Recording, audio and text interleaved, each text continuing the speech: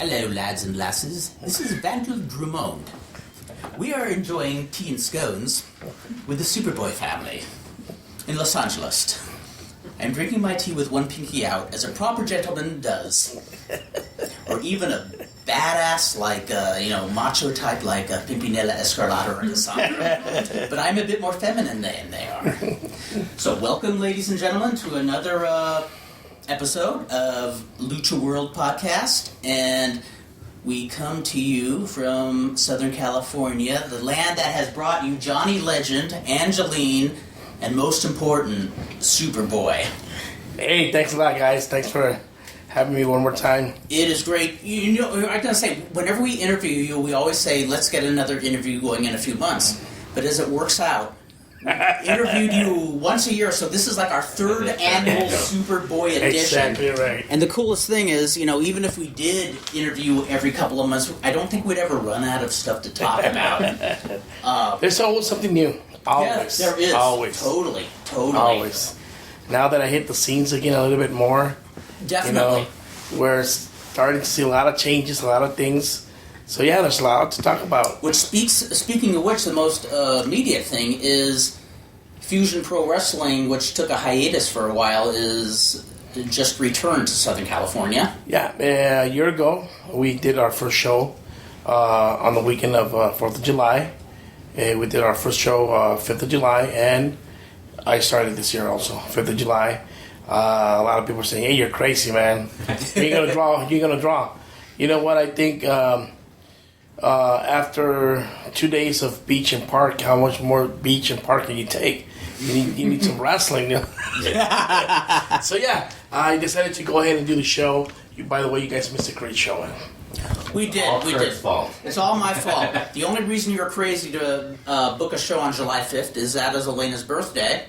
And I could have attended the show, but I would come here not with a tape recorder in hand. I would come here with a suitcase in hand, saying, yeah, I chose Elena. Yeah. I chose wrestling over Elena that day, and can I? Well, you always have a room and board here, so Well, don't worry about it. That's comforting to know. Do I have to change my name legally to Moro? No, exactly right. Yes. Yeah, because you'll be one more than la Dinastía de los Moros. You already are. So you already are. Actually, that means more to me than anything. Yes. Seriously. You are part of this No, family. you guys are one of the best things about being a wrestler and a wrestling aficionado for years. Wow, It's getting to know this family. Well, likewise. Well, one of the reasons I was drumming up Southern California at the beginning of the podcast is I was driving around on a Saturday afternoon just doing errands and stuff when that NPR show Off Ramp that covers all the wacky things going around in Southern California covered Lucha Underground. And they happened to cover the show on a day where you were in the audience. You weren't affiliated with the show. But I remember they were saying, well, we spoke to one wrestler, a former wrestler named Sergio Torres, and I'm like, our Sergio Torres? And I heard your unmistakable voice, and I gotta say what I really loved about it is I have had so many times where somebody is covering a show, like some entity outside of wrestling, like a TV crew. Well, one of Johnny Legend's shows, every now and then a local TV station would cover it, and somebody who was affiliated with another promotion would try to get in front of the camera and plug the other show, even though they're not with. Well, what I liked is you put over Lucha Underground, and even though you have no affiliation, you really put it over, and you put just the lucha scene in general in LA over. Well, of course, we're from here, from Southern California. And, just like you, Fredo, myself, a lot of others, we live for Southern California. And Lucha Libre is Southern California. Mm-hmm. And, this company, whatever it is, Lucha Underground, I call it a telenovela because that's what it is. Yes. And they base off of the ratings, just like a TV show. So it is Lucha Libre per se. Yeah. But you know what? When I first heard about Lucha Underground, I said, you know what? No. I said, I gotta go check it out. Just because they were telling me they were giving free beer and like, oh, hey, that's my spot. So no, I wanted. They did have the magic word "free" in there. Exactly, somewhere around. Yeah. Well, yeah, you go in there, you watch the show for free. Yeah. A beautiful setting.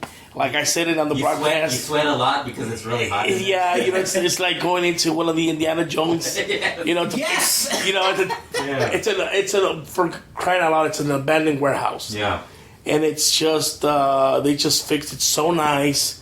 So everything looks rustic, looks old, but it's the perfect place for lucha libre. Yeah. After wrestling in SWAT meets, in warehouses and everything, so that's the perfect place. And where else than in Boyle Heights? Boyle Heights, just a few miles away from where the All Nations Center used to stand. That's what I was going to say right there. You know what? And yeah, when I first heard about it, I started watching it on TV. I liked what I saw. I know it was affiliated with AAA. There's a cancer there that I don't want to mention his name. You know who I'm talking about. Yes. But aside from that, I think it's cool. Why? Because they opened the doors for a lot of the local luchadores in this area, and I see it as a positive way. Mm-hmm. Why? Because, like I said, there's something else aside from WWE, and they're really looking for talent. They're looking for our local guys, and you know what? If I was back in my prime, that's what I'll be shooting for. Yeah. And it was a big door. All you got to go is just go knock, show your talent, and take it from there. And I'll be honest, when it first was unfolding, I'll be honest, I was pessimistic because there's been so many Americanized lucha promotions where they put the word lucha libre on, but it's very Americanized, and somebody might slap a mask on, but there's nothing lucha. Where this is really innovative, creative. I mean, they're trying something really different. And it is what you just said. It is. It has the Anglo touch to it, and it has to make it work. Exactly. It has to, because otherwise you'll have another wing.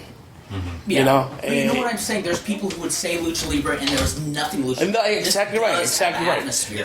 But like I said, you really need these people. Yes. To put two and two together. Mm-hmm. They know right now. They know there's a big market for lucha libre, and if you don't market on that, you're doing something wrong. Exactly. So like I've always said it. The market for lucha libre has been there for the longest time. They just don't know how to work it. Why? Because you just said it right now. There's a lot of people working it with nothing that has to do with lucha libre. Yes. Just a bunch of white guys with luchador masks. Exactly. And it's not 100% lucha libre. Even some guys were saying that we don't have authentic luchadors here in LA or Southern California. That they're all, white folks in masks or trying to do lucha libre. And you know what? I challenge that, Oh, yeah. I challenge that. We have great guys just here. Not going to the right places. Exactly. Yeah. You should,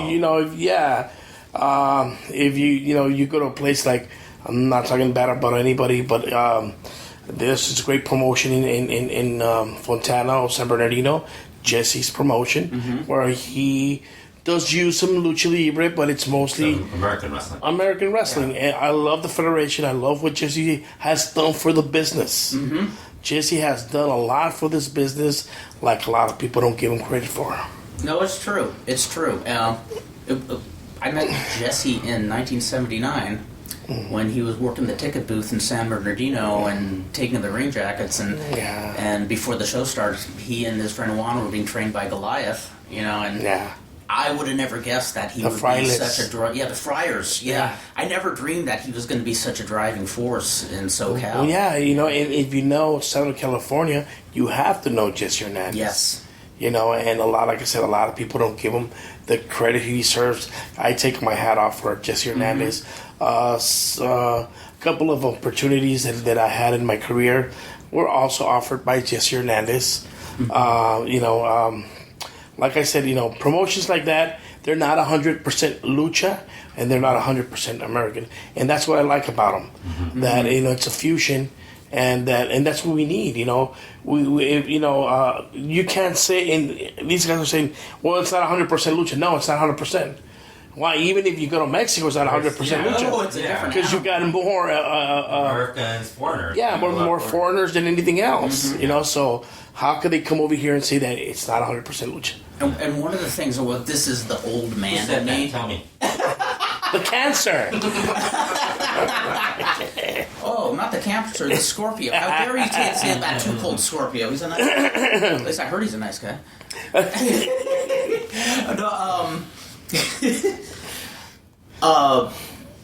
I lost my train of thought. I didn't have sleep.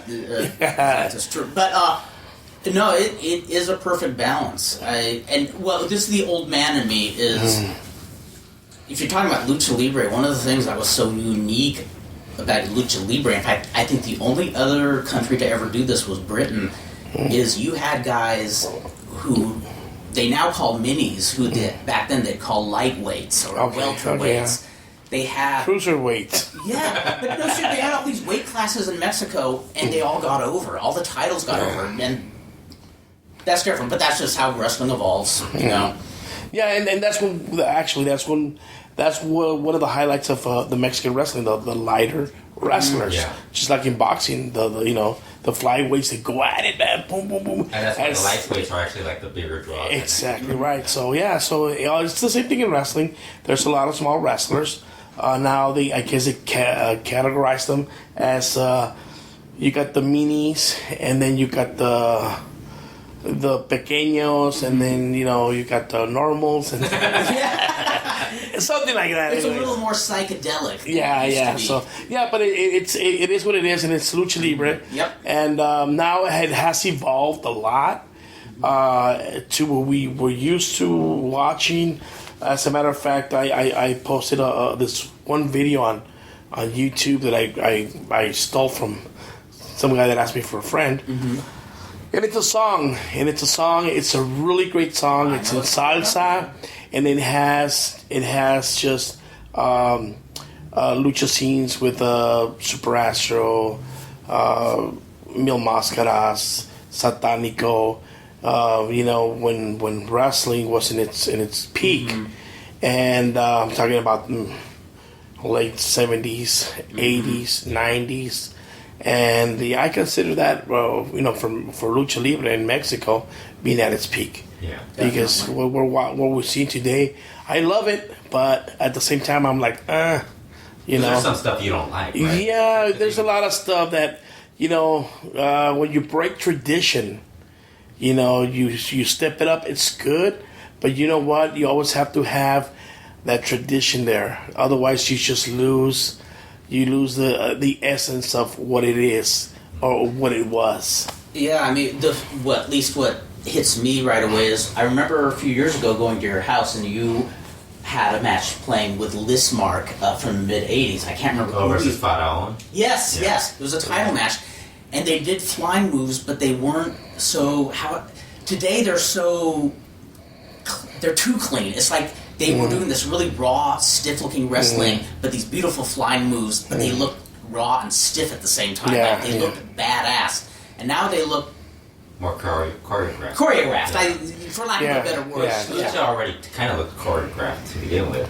Because a lot of people always think that it's choreographed. Yeah. Like, all wrestling now is kind of choreographed. Yes, it works in a but it's like, way, it just looks a little more... It doesn't look like a real fight, It doesn't, come off. Well, you know what? I never try to explain that to people. What I tell people is that's what you learn when you go to train. Yeah. People do it differently. So you learn, and it sticks with you. Mm-hmm. But that's what training it's all about. Mm-hmm. You go to train, you learn. It's sometimes you could say choreograph.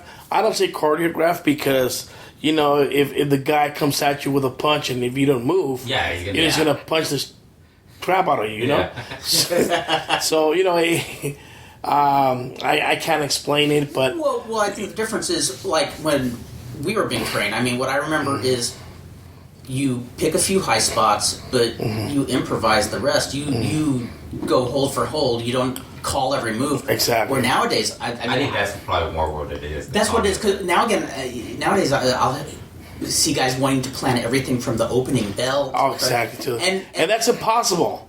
But that's impossible, you know. That's why you have the matches that you have. Yeah. You know, I remember going in there and just going at it with a Villano or Brazo or, you know, a Marco Polo or Jalisco.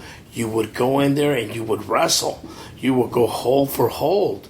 You know, Javier Yanes or, you know, people that knew what the hell they were doing inside the square circle. And you went and you better know your stuff. Because if these guys knew you showed a little sign of weakness, dude, they will grab you and tie you in a knot. Literally, dude. So, yeah, you had to really know what you're doing. And, you know, and back in the day, I remember, you know, we're going at it for hold. And they'll slip in the, you know, an uppercut, or they'll slip in you know, to the ribs, a punch to the ribs. And, you know, that brings your stamina down, you know, like, oh, cabrón. So it's my turn, you know. So they're just testing you. They want to see how much you knew and you know, where's it going to go from here. Yeah. So if you really didn't like the way it went, you know, you just went at it and went strong style, dude. And you know, as far as to just going out there and having fun and working. So that was just to touch bases and know where you're at, and you took it from that point on. Yeah. And like I said, you know, you were working with people that knew what they were doing there. Now they don't even go for hold. Why? They start out flying right away. Yeah, because it's out of style. Nobody wants to watch that. Yeah. They just all of a sudden you just see the guy run, drop down, leaps. But you know, Volador Jr. When he was judging Guerrero Maya Jr., you've seen them both wrestle. He was telling Guerrero Maya Jr. that he wrestles like an '80s wrestler. He said that style doesn't work now. But I mean, I kind of disagree, because if you're good, it doesn't matter. You're gonna look good no matter what. There's just some guys who aren't really good at it. Well, exactly. No. And you know what? It's because a lot of these guys are being taught by the old timers. So I even get it today in the gym. Yeah. You know, dude, you're wrestling. Yeah, that's the first thing they say. You're wrestling like a guy from the 80s or the 90s. Yeah. You know, we don't do that anymore. You know, remember when you used to drop down, you used to jump with both feet. Oh, you don't do that anymore. You just kind of leap over. You know, and a lot of things have changed. It's basically the same thing. It's how you execute some of the stuff. Yeah. It's a little bit different. More velocity, more high flying. But yeah, I remember I got criticized. Well, not criticized. I got a good advice, and we were just talking about a list mark. Yeah. And I remember I wanted to change tradition when I first started wrestling.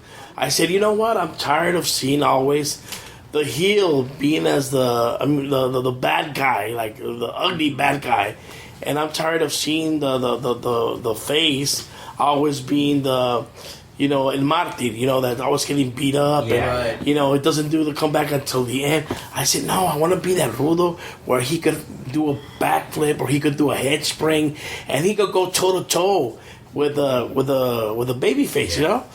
And I started doing that, and people got onto it, and they liked it, and so I started doing that style, fast paced, high flying. I started doing that style, and I loved it. And I remember watching Stuka, watching Felino, watching Super Astro, and they had that style. But you know, I just named 3 guys that were técnicos. They were faces, so they had the speed, they had the agility, and I never seen it on a heel. I seen good heels like Pirata Morgan, Satánico, but they weren't fast. And I said, well, let me implement speed. Let me implement more coordination. Let me implement more gymnastics. So that was my idea. That was all in my head. So I started implementing it, and it caught on pretty fast. I guess really quickly I was like a fan favorite. And I remember this one time it was Gran Marcus, Ori Chavez, and myself. versus Triton. Triton, Corsario de Plata, and Lismark. And Lismark wouldn't give me the time of day. And I went in with Corsario de Plata, and we just tore the house down. Boom, boom, boom. And Corsario de Plata was a hard person to work. And I've always said it, you know, if you click with somebody, cool. You know, because he's a professional, you're a professional. But when you get people, they're not at the same level, and you make them look like $1 million, now I consider that a good wrestler. Yeah. So we went out, we went at it, boom, boom, boom. Made him good look good, whatever. And then when it comes down for me and Lismark, you know, we just improvised. We just went at it, bomb. And this is what I'm saying, that, you know, that's what training is for. You learn. Everything does not have to be choreographed. Everything does not have to be planned, as they say. You know, you go at it, and that's where you train. That's where you train. That's where you go. You know, and I went in there. We hit a nice spot. And after the match, he went over to me and he congratulated me. He goes, "Yeah, you know what? You got a bright future ahead of you. One thing though, you got to make up your mind. You're either a heel or you're a face." So I didn't say anything. I said, "Well, thank you, sir. I'll, you know, take those wise words into consideration, and thank you. Thanks for the advice." One thing my dad taught us is always to learn, listen, and taking the good and leave the bad. So yeah, and I really took his words into consideration, and but I kept my style. And it took me places, thanks to Right.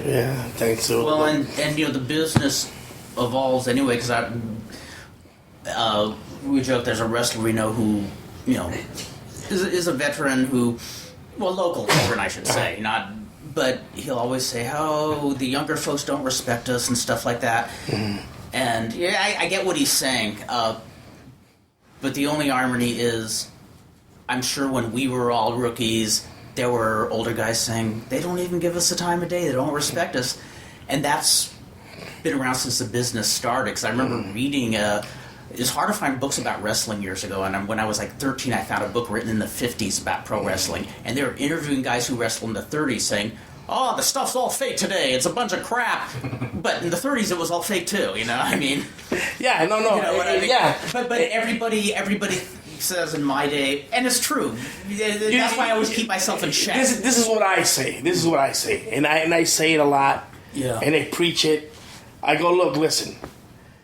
Nobody's gonna come and change the business. We're gonna go, and somebody else is gonna come, and it's gonna continue the same way. The only difference is that when I started in this business, we had the old folks.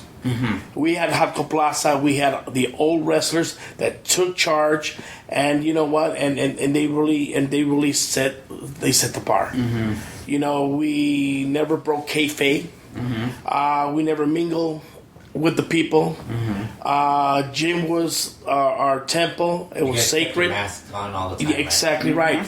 And there was always somebody, one of the older wrestlers, that was smack you in the head if they saw something like that. Right.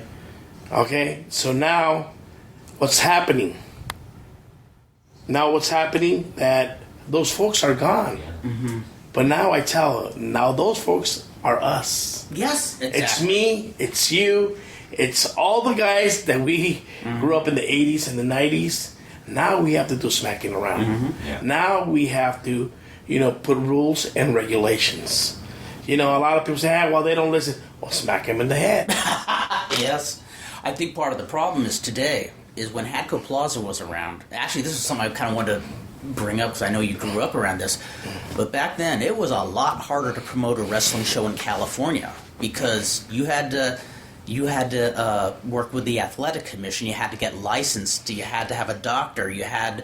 All the wrestlers had to be licensed. And today, anybody promotes. Exactly so there's 100. A lot of people promote. There's future pro wrestling, man. No, you know what? Wait. I don't know. You didn't get to go to the show. Did you go to the show for the En Esta Esquina? The wrestling talk show we had in Spanish.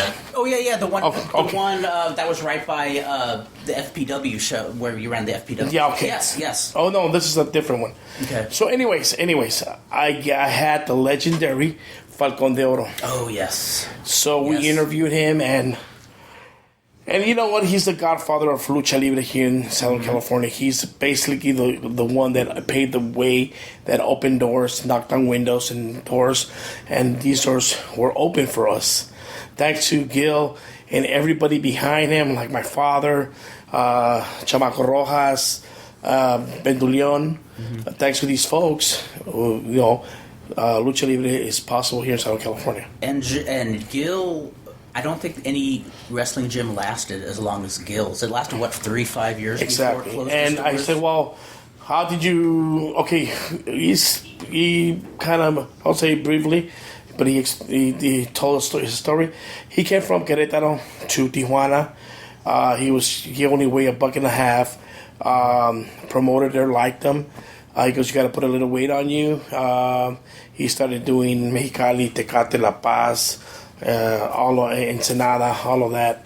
So he made a name for himself. And this is after he made it in Mexico also. But he had to prove himself in what was the front, or the border, Tijuana. So anyways, when he came over here, he wanted to promote. He wanted to start doing lucha. So he started with his gym. And the first ring, I guess that the same ring they had there for always. Really, it was the same ring that was I don't know if it was given to him, or the promoter from Tijuana, they helped him out and pushed his career, bought that ring. Oh wow! Either he bought the ring or he helped them out with the ring. So anyways, he got the ring. In order for you to be considered a promoter, you had to have a gym, and you had to have more than 15 students. That was one of the stipulations. And back then, you had to go talk to, I forgot the name of the lady at the Olympic Auditorium. Eileen Eaton? Yeah, yes. There you go. Because she was the one that basically made you or destroy you. Oh, wow. She either gave you a license or say, get the hell out of here. So and there was a conflict of interest there because she worked on the commission, but her son was the LA promoter. So if anybody looked a little too sharp, exactly. they were pushed out. But you know what? They goes, we had to go through a lot of humiliations. We had to go out a lot of prejudice. He goes, yeah, they gave it to us just because. What are these bunch of Mexicans gonna do? Let's give it to them. Yeah.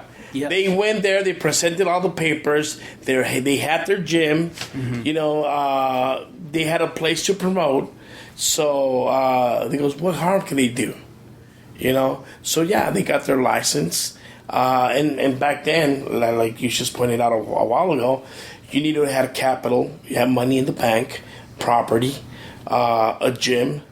With more than 15 people. Yes. So there was a lot of stipulations, a lot, which they went through, and they opened up the Arena Center, in the early 70s. Yes. Because I remember going to the Arena Center about 73, 74, and going and checking out the shows right there.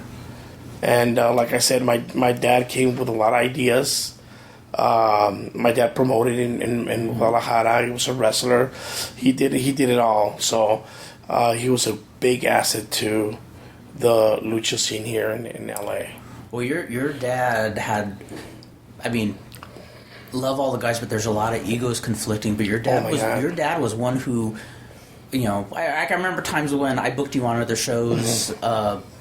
Your dad was the one sane voice who kind of, if a promoter was getting too cocky or something, I remember him explaining to you, well, the promoter's just trying to defend their territory. Don't let it get to you. Or the other wrestlers would take it personal. And you know what? It's sad in a way because my dad did so much for the business, and he never got acknowledged for it. A lot of people a lot of people. We had a lot of the old timers to come to the show and talk about their experience, how they started, and they all started at Gills or Jesse Garcia. Jesse Garcia. Because he also had a gym, and in his house in his backyard, and but like I said, the sad part is nobody acknowledges my dad, and I know nobody has to tell me because I was there. Mm-hmm. I was a youngster back then, but I took a lot of stuff in,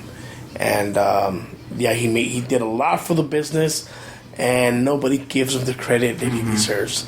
I don't care, because I know what my dad did for the business, and it's something, I try to mimic my dad. Mm-hmm. I try and help. And again, if you ask people, this guy, he's no good, or he's trying to run. No, I go and I help, and I do this because I love the business. Yeah. And every promotion that opens, I try and help. Why? Because it's more places for the guys to go and wrestle. I wanted to ask you about because somebody asked me about this, and I kept, since we haven't done a show. They asked me this a year ago, but they wanted to know about Revolution Pro when you started with them, because they kind of became a big deal now here in the Revolution Pro group. Mm-hmm. Basically, was the precursor to what was PWG now. Mm-hmm. What was it like working with them? Revolution Pro with Ron Rivera. Ron Rivera. Well, you know what? When I first went, Ron Rivera called me, and I remember he giving me a call. I've seen him a couple of times. He would go to WPW. He would be around, do shows. And smart kid, a really smart kid. He would move around. He was in the movie industry also, doing videos, doing this, doing that. He would move himself. And he started his promotion over here in Norwalk. I think it was in Norwalk.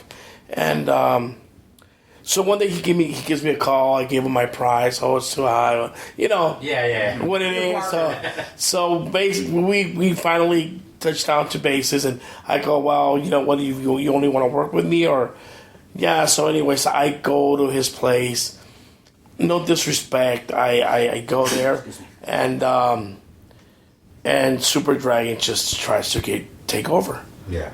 And I said, I don't have no problems with that. But you know what? What were you in to do? What were you, train or just? No, I was to go and wrestle. Just go to wrestle. Just to go and wrestle. I met a lot of the kids there with a lot of heart. Yeah, because a lot of them later became the PWG guys. That, exactly. Internet fans now. Exactly. Super Dragon, Excalibur. All of those. Yeah, the company was barely starting. Yeah. So I went there, and I don't know how can I say this, but it was Chilango, B-Boy, and myself versus Super Dragon, Rising Sun, and Disco Machine. Yeah. Disco Machine. Disco Machine was like the greenest of them all. Mm-hmm. And Phoenix Suns fan. So. Yeah, and then and I remember seeing Super Dragon. Yeah. This was when he was barely starting out, wasn't it? No, he was. He was around. I'm talking about 2000, 2001, probably. A little bit earlier than that. Well, I can remember 1996 when he was a teenager at Salon Zacatecas. Yeah, exactly. And he had a lot of nice moves and stuff. As a matter of fact, I went to TJ a couple of times, and he was booked in the first matches in TJ. Oh, wow. So, he got around. He went to Japan. He did a couple of stuff. So, I get there, and he just tries to run all over me. Mm-hmm. And I go, whoa, wait a minute. You know what? I'm your big card. I don't mind, but you know what? Things are going to be done my way. Yeah.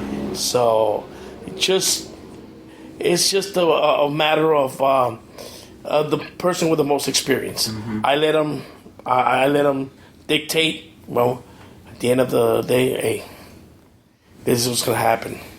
So, anyways, I kept going back. They put me against their they're guys, Rising Sun. I wish I crushed. Literally. Yeah. I remember I set him up for moonsault and he went sideways. Oh. Ooh. And I just crushed him, and he got hurt. His sternum got crushed, and now he's out of the business. I don't know. No, well, he came back. You don't want to take credit for that. But he went right after the show. He went to the hospital, and then we go to Superboy's room. He has a wall, and he's got everybody's number. X. Yes. X across and then I did a and then I match. see my photo saying he's next. I did a match with Disco Machine, and then with Dragon, and then with Piloto and Aceto versus Chilango and myself, and it was a really good match. And so they kept bringing me back. But they had talent, but they were. I hate to say it, but Dragon had a big hit. I don't think you're not the only person. Oh, yeah. And so I had to put I think he would say it too. I had to put him in his place. And I never like to say these words, but back then I really had to because and just recently he had just said I think he went to New York or Philly, and he had wrestled Loki. Oh. And Loki just beat the crap out of him, dude. Wow. So I guess he had just had come back from that, but he thought he was a big kahuna. Yeah. So just had to tell him where the ground was. But Ron, really cool guy. When we did the Festival de Lucha, Ron was there, Super Dragon was there, Blitzkrieg. And who else? I think it was them three or them four. Trevor Russell Blitzkrieg? Yeah. Well. The thing we did. Yeah. I really like Jay. A really nice kid. But he was too green. He was too green. In fact, too when green. WCW picked him up over Felino, you and. X-Fly, Mosco del Merced. Yeah, Mosco del Merced. Yeah. I remember Dave Meltzer wrote in his newsletter saying, these four guys got tryouts, and as WCW always does, they pick the guy with the least experience, and Give him credit, though. He got over, though. He did get over. But no, that is funny how that's how WCW operated. He had that one match with Rey Mysterio where Rey Mysterio wasn't a flyer he wasn't as high flying as much. So he kind of grounded him a little more and got him over. So it's like, well, see, the thing is, when they did the festival, they had everybody that was anybody at that time for that show, and I remember seeing him, and I remember the cancer talking about him. But you haven't seen Blitzkrieg here in LA, did you? Or you know what? Because I think he was part of the. I knew him from WPW. Yeah, I saw his first match. His first match was that match in Fullerton. Okay. Remember where you, your bro and me wrestled Physico and Wayne? Yeah. Oh yeah. They was were there. the ones in the opening battle. Yeah, exactly. And it was funny because they knew all these beautiful gymnastic moves, but nobody told them how to lock up. Exactly. I mean, you could tell they had a lot of heart, but nobody trained them. It was. They used the ring like they would normally use a trampoline. Yeah. Just for jumping. Yeah. And I remember him, and I kind of knew him. Really down to earth kid. His parents I think is from here. The other one's from Peru. And really nice kid. I really got a liking to him because he was really down to earth, and he was lost. So I kind of took him under my wing. And like I said, when we got to WCW in Minneapolis, Mosco and Felino wouldn't give him the time of day. So you know what? Fuck these guys. Come on. So I made him look like $1 million, dude. And that wasn't a knock on him what I said, but it is true. WCW could have the cream of the crop, and they don't know who the cream of the crop actually is. No, and as a matter of fact, even from the festival, they wanted to push him. Yeah.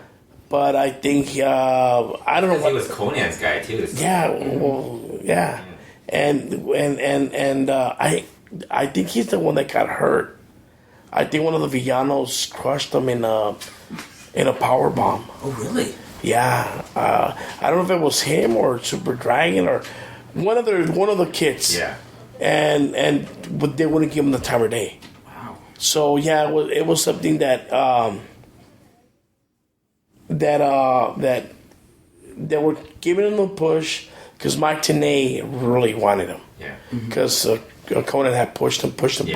We got to see this guy. You got to see this guy. And yeah, he actually, as a matter of fact, he was the first kid I ever saw that went up to like a backflip with the corkscrew and landed it. Bam. And he had a lot of things, and he was way better than Super Dragon. Yeah, way better, more coordinated and everything. And like I said, when we got to Minneapolis, I go, don't worry, I got this. So, people were leaving, people came back, they saw the match. The highlight of my night was, and I'll say it again, Macho Man and Zbyzko congratulated me for that match. wow, Oh, that's awesome. So they came out of the room they were. I never heard about this. This is... I told you. Yeah, he told us about the Zbyzko one. Yeah. He told that. us. Wow. On the podcast? No, he told us I think he told us on the podcast too. Yeah. No, I But listened to both Oh no, podcasts today. he told us a private. He told us one time we were talking to him. Okay, But well- He did not tell the listening audience, goddammit. well, there's a lot of Tell stories. the audience. There's a lot of stories that he told us that we Yes. didn't. This is the deal that like I said, we got there. First thing that happens to us, they say, okay, you are the dark match. Mm-hmm. Okay, dark match is the first match that comes out. It's not televised, Right. So Felino he was there late. So anyways, we were there. We got dressed and everything, and I remember they were ribbing at all the Mexican guys because they had a little meeting, but the locker room was full, dude. So all the Mexican guys were dressing up in the bathroom. It was only the Mexicans get dressed in the bathroom, or the Latinos, whatever. So anyways, so we here comes Eric Bischoff and says, you guys are not doing the first match. Somebody else did the dark match. It was some guy in a piano. Maestro. Yeah. There and some other dude. A gimmick that was used once and died. Exactly. and I was pissed. And somebody told me, "Oh, don't even go to Eric Bischoff because he don't like when people tell him." I said, "I don't care, dude. We've been waiting here. They tell us we're the dark match, and all of a sudden we're not doing it. So what's happening? Well, are we going home? What the hell? Nobody's telling us nothing." I go straight to Bischoff and I tell him, "Hey, you know what? What's going on? Hey, you know what? I apologize." And somebody told me he was an asshole and this and that. He turned out to be a really nice guy. He just turned over and said, "You know what? I apologize. But you guys, regardless, you guys are doing your match. Even if it's the last match at the end of the show." Which it was. Oh, really? What? Yeah. But like I said, I don't know if it's just the way people approach him or always wanting something. Yeah. I would have the same attitude. But he was really cool, really down to earth with me. And he gave me an answer. So I said, cool. So then I went and told the guys, you know what, regardless, we're having our match. So, after the show, everything, check it out, people are leaving. Yeah. People are leaving and they announced us. We go in the ring. It was me and I think it was me and Felino versus Moscow and Blitzkrieg. Well, what I remember is getting a phone call from you because you got called last minute. Yeah. And I remember you calling and just said, I'm going here. We're going to show... well, because I wasn't supposed to go on from Minneapolis. It was supposed to be Venom Black. Mm-hmm. Oh, wow. Venom Black, but he got so fucking wasted that... Then he come back. Pro wrestler, I'm shocked. So anyways, so we went, Moscow and I told him, dude, don't do lucha libre. Mm-hmm. People are not going to understand it. So they went in there, they tried to do a little bit lucha, and I was like, okay, whatever. So people were booing us, and they even were throwing Pampers and sodas. And me and Blitzkrieg went, and people started coming back to their seats. Mm-hmm. Me and Blitzkrieg went at it, boom, ba, ba, ba, high flying, boom, everything. Yeah. Tope to the outside, Acai to the outside. Everybody, the other guys followed, and then they went in. We went in, and me and Blitzkrieg finished it. Mm-hmm. I go, dude, I go, you're gonna be the man. So, anyways, people were on their feet, dude. That's the reaction. I'm not trying to put myself over it, but. And you're not putting yourself over, because I remember when it happened, because the newsletters wrote about it, and people were saying it was a really good match. Yeah, and people were on their feet, not because they were getting ready to leave, because they came back and they were literally on their feet for the match. It was like a 3 or 4 minute match, but it was a hell of a match. And I'm telling you, as I'm walking, my match is finished. We go backstage. I'm walking towards the locker room. Oh, boom! All of a sudden, Zbyzsko, Macho Man, great match. They both congratulated me. That was the highlight of my, for me that day. Yeah. I couldn't ask for more. Coming from Zbyzsko and coming from the man himself, Randy Macho Man Savage. Zbyzsko, very good on the microphone, and Macho Man just good all over. I mean, exactly. So for me, I was like. That was, like I said, I'll say it again, that was the highlight for me. That's awesome. I was like, who are those guys? No. Because actually, I was walking, I was by myself. Yeah. I was by myself, and for me, that was my highlight. That's awesome. And then, the one that saw me was, I think it was Damien. Mm-hmm. And I get to the locker room, dude, congratulations, dude, you got a contract. Fuck, if you didn't get a contract for this fucking show. I was excited when I saw that. I thought, man, Superboy's gonna be on this. Yeah, and so dude, I'm not lying.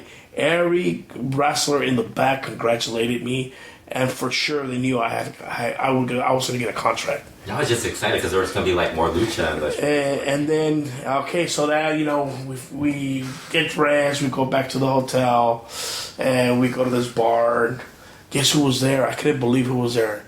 Because he never drinks. Yeah. Razor Ramon. Hey, yo. You're the new guys? Welcome. So he bought us a beer. He was really cool, dude. Yeah. He was real cool. That's awesome. And so anyways, Conan calls us to his room and stuff. And so I'm there, whatever. And I knew, like I said, I knew that they wanted the kid, and I don't have a problem with that. Mm-hmm. As I told I even told the kid, it's your time to shine and go for it. Mm-hmm. Yeah, just go for it. If you're gonna take it somewhere, take it all the way to the top. And here's Conan appraising them. Oh yeah, you did good. He looked over at me. He goes, "Oh, Superboy. So you weren't all there today. You're maybe that 60%. You know what, dude? Later. I just walked out of it. Come on, dude. I think Conan knows more about wrestling than Larry Zbyzsko and Randy Macho Man. But he just acts like an asshole. So I said, whatever. Said, whatever, I have respect for everybody in the business. But when you're trying to con that's how you say it? When you're trying to con a con. Yeah, exactly right. So, yeah. I've been in the business way longer. Well, the business is full of con men. Exactly. Yeah. So, what? I said, what? Whatever. I just walked out of there.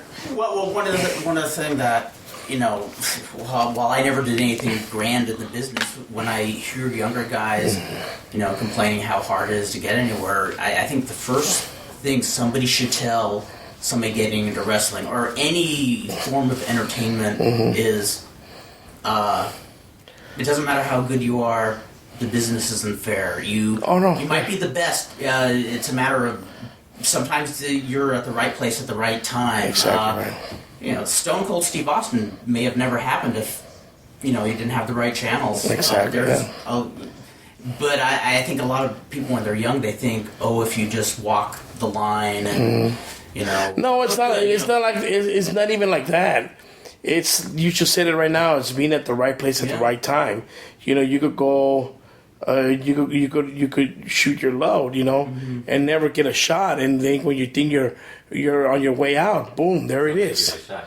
And in this business, it's like that. And also, it is a business where sometimes if you're somebody's friend, you got a job. Exactly. Yeah. And it's always been that way. It's not. It's not. It's who you know. Mm-hmm. It's who you know, and you know what? I've never taken anything away from Conan. Mm-hmm. He's an opportunist. Mm-hmm. He's got he knows what he's talking about. He knows his business, and I respect that. And I give him the credit. Why? Because look, he got kicked out of Mexico, and people say, "Oh, you're never coming back." Yeah. Where's he at right now? Yeah. He's running AAA. Oh, he has 9 lives. I mean, there were bridges he had burned. Mm-hmm. Maybe some rightfully wrong. Depends on your opinion. You know what? You got to admit it. Mm-hmm. Homeboy savvy. Yes. Bottom line. I talk shit about people, but I give them the credit that they deserve. And and this is a hard business to stay in, and go in and out. Yeah, the way he's been doing it. Like you said, he has 9 lives. Yes. And he's been good and bad for the business. Mm-hmm. He got a lot of the Latinos over to WCW. He made something, but at the same time, he killed it. Killed it in Mexico, but again, he's there. Yeah, he's there right now. And now he's with the Legión Extranjera and doing Lucha Underground, and like I said, homeboy, he's got a head for business, and I give him that much. He's not the smartest cookie in the jar, but he knows what he's talking about. Mm-hmm. Yes. One thing I do have to correct you on is your father. Actually was really appreciated when he got sick. Ever since I was going to wrestling shows back late 70s, early 80s, I've been to a lot of benefit shows. Some of them do better than others, but I wasn't able to go to the benefit show at All Nation Centers when he was sick and about to leave for Mexico, but I did work the one when he was there after he passed away. Oh, okay. Remember the second one? Yeah, because he had just left from Mexico a few days earlier, and Physico and I came for that show. Warner Physico was hurt; he couldn't work, but he wanted to just be there for support. Yeah. And I think it was Halcón Negro was playing like an organ inside, and the mood was somber. And you said, "Yeah, my dad got to Mexico and passed on." What I'll never forget, though, is I never saw so many people inside All Nation Center, and I never saw so many people inside one dressing room.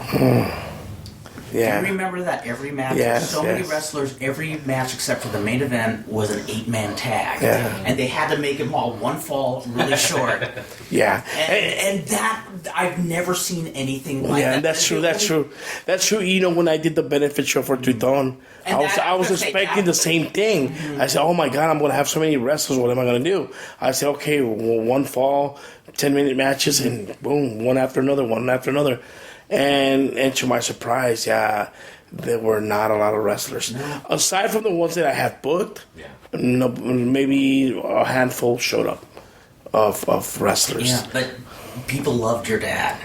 I mean, they really, when I say that they don't give him the credit he deserves, is I never heard anybody say, "Oh yeah, you know what, your dad did this for the business, your dad did that for the business." His contribution. Yeah, exactly right. Well, the reason, and that's part of the reason he didn't get acknowledgement. He was a guy with a lot less ego than most people. He was. I mean, we talked about this last time we interviewed you. I never knew somebody who watched everything from the opening match to the main event. So many people, like bookers, will often watch the wrestlers they feel are key. Well, now you don't want to get a lot of guys like in CMLL. That's the complaint. Yes, that the bookers start there. They actually leave during the show. Well, I remember Tom Pritchard, when he wrestled in Georgia, he said for a while Mass Superstar booked the promotion. And he said it was one of the few guys who would watch, the Jobbers, and Leo Garibaldi in Southern California was another one. If you were the curtain jerkers, you came back and they were shocked to give a... And your dad was the same way. I would be an opener. I'd come in and tell me everything. Well, he had an eye for that, and I'll tell you why. Because for years and years, he was always the matchmaker. Mm-hmm. He was a matchmaker. So not only in the show, my dad would always tell me, and I get that from him. He goes, when you go to a lucha show, sit down and watch the matches. And that's something that I got from him. I go, okay, well, I know. And you know what? It devastates me sometimes because you have guys trying to do things that they can't do. Mm-hmm. And they're letting themselves do things that they're not capable of doing. And I go to the gym and I go, wait a minute, dude. Just from being here in the gym and watching you guys train, I know what you're capable of. I know what you're capable of. I know what you can do and cannot do. And what you're trying to do, you can do. Yeah. Dude, come on, for crying out loud. By this time, you should know how he works. And dude, you're never going to create chemistry if you guys don't get on the same page. Mm-hmm. You train. How long have you been training? For a year? Come on, guys. Really. It gets me to the point where I get in the ring and I've slapped some people around. Yes. It just devastates me that it's the business. We gotta take care of it. I know I'm doing my part. Mm-hmm. And I tell all of these guys, dude, it's your time to correct them. These guys don't want to learn. I go, yeah, one thing that these guys don't let themselves get taught.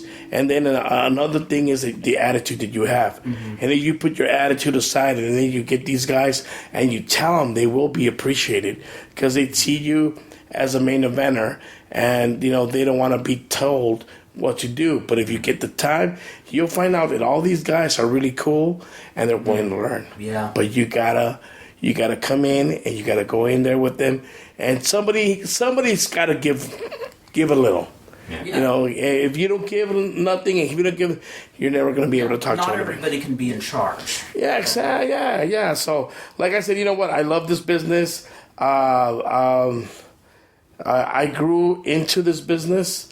My father was the first generation. He started back in late 60s, mm-hmm. maybe mid 60s, late 60s. Did his career in LA since he got here in 1969 when I was born. Went back and then we all came over here 72. 73, 74 we're at Arena Center, 79 at Jaco Plaza, all the way to 82, where it stopped for a little while. Mm-hmm. And then it started back in 83, 84, which Ramon Villanueva came, and he only did like 2 years. Mm-hmm. And that's another cat that I really don't like, mm-hmm. because we had some... we rubbed against each other, not in a good way, with the Triton benefit show, and he was just trying to manipulate, and I don't know, but I didn't like his attitude, and I told him, and we didn't talk to each other anymore. Oh, wow. Yeah, that's pretty serious. No, it's just, Yeah, we were talking about that when we were at I was telling, Kurt was backstage, but I was telling, Zbyzsko was sitting next to him. Mm-hmm. And I saw you arguing with him. Yeah. And I was I didn't know about this. And I looked at Zbyzsko and I go, hey, I think those guys are arguing. And he's like, Zbyzsko, he doesn't really put much attention. Yeah. He just And I was like, I think I even asked you, what was that all about? Yeah.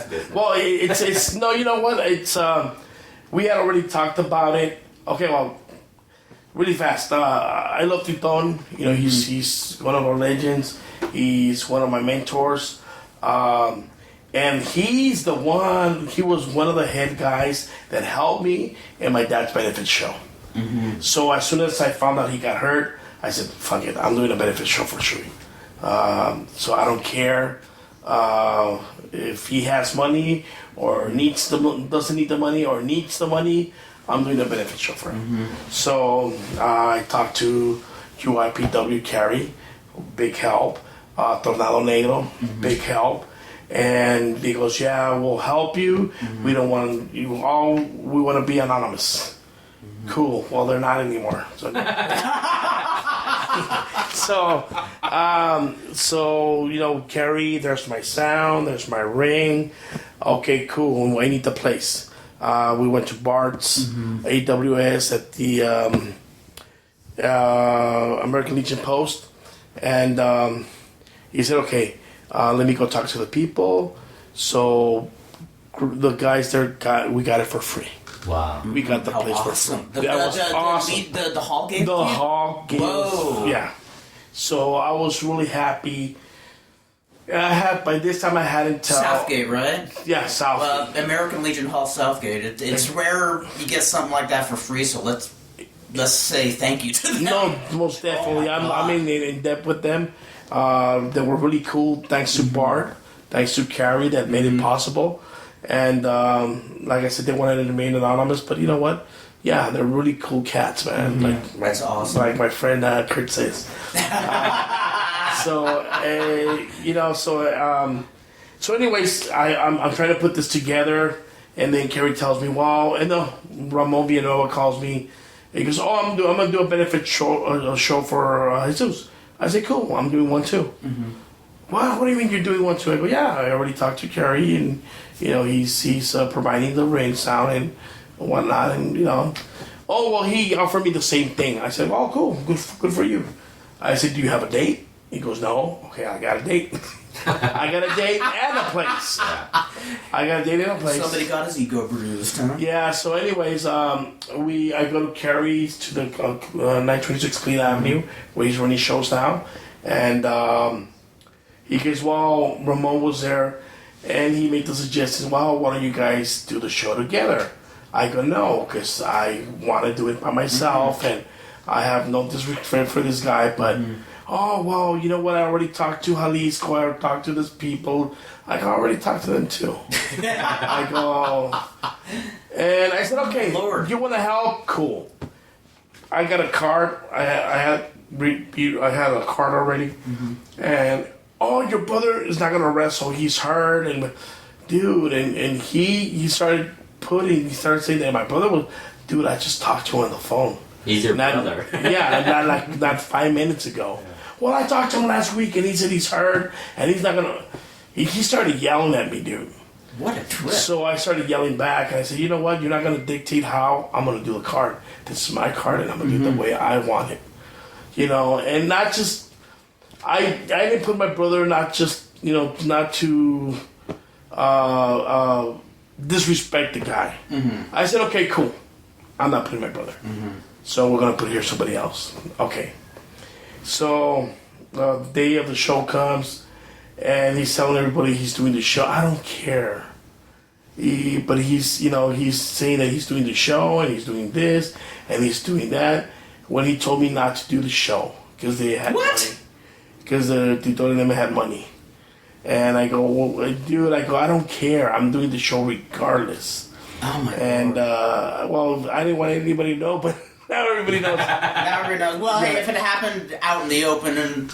Oh, no, it didn't happen in the open. It was, something that we talked about. And, but like I said, What, I mean, if people in the dressing room witnessed the blow up... No, it wasn't in the dressing room. It was right there. It was outside. It was in the hall. Oh, okay, gotcha. Next to the ring. I think it was just the whoever was in there that saw Gotcha. But it didn't end right there, But hey, if you got witnesses... Yeah, it didn't end right there when I guess he... Fredo saw it. Fredo told... He's the one that told me to see it. People started coming in to get tickets. Yeah. He goes, oh, my wife's not here.